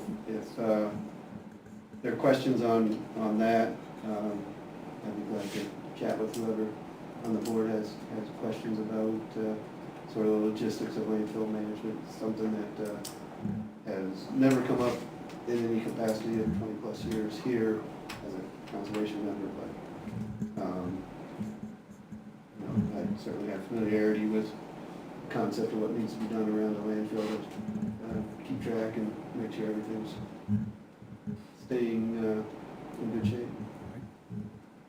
I presume we have some wells around it and the like, so. And the last was, I did mention that when Jason got together with, I think, Mr. Feldbaum, is that, was the one, the Winter Which one? Wanderers, is Ralph, it yeah. Feldbaum? Ralph Oh, Feldbaum? with the Foot Trail and Snowmobile Club? Yeah, I had mentioned to you that they found a spot by one of our properties or one of the lands that possibly some ATVs are getting through. And you were going to speak with Jason about it and just bringing it back up in case you still want to do that, because at the time that they, I'm trying to remember that. at the time Spacing on that conversation when I started. that they're gonna patch the roads or dump some gravel on there, they said they could possibly fill those areas in if you wanted, so. Okay. Jason Fisk knows about it, and you may want to contact him about it if you want more information. Did we ever do the alteration of terrain with the? No, we did pull, we have the permit, we get Yeah. that out, but we would have to reapply and put that back together, so. All right, so, We've located it, that's, some action's been done on it. so I should give Jason a call. Yeah, they're just getting, the trucks are getting in where they shouldn't be. Okay. And he felt the gate could go across there, and the Snowmobile Club would install it, I think, was the gist of it, but we'd have to buy it. But Jason's aware of it, so you probably should talk with Jason, DPW. Yeah, That's it. thank you.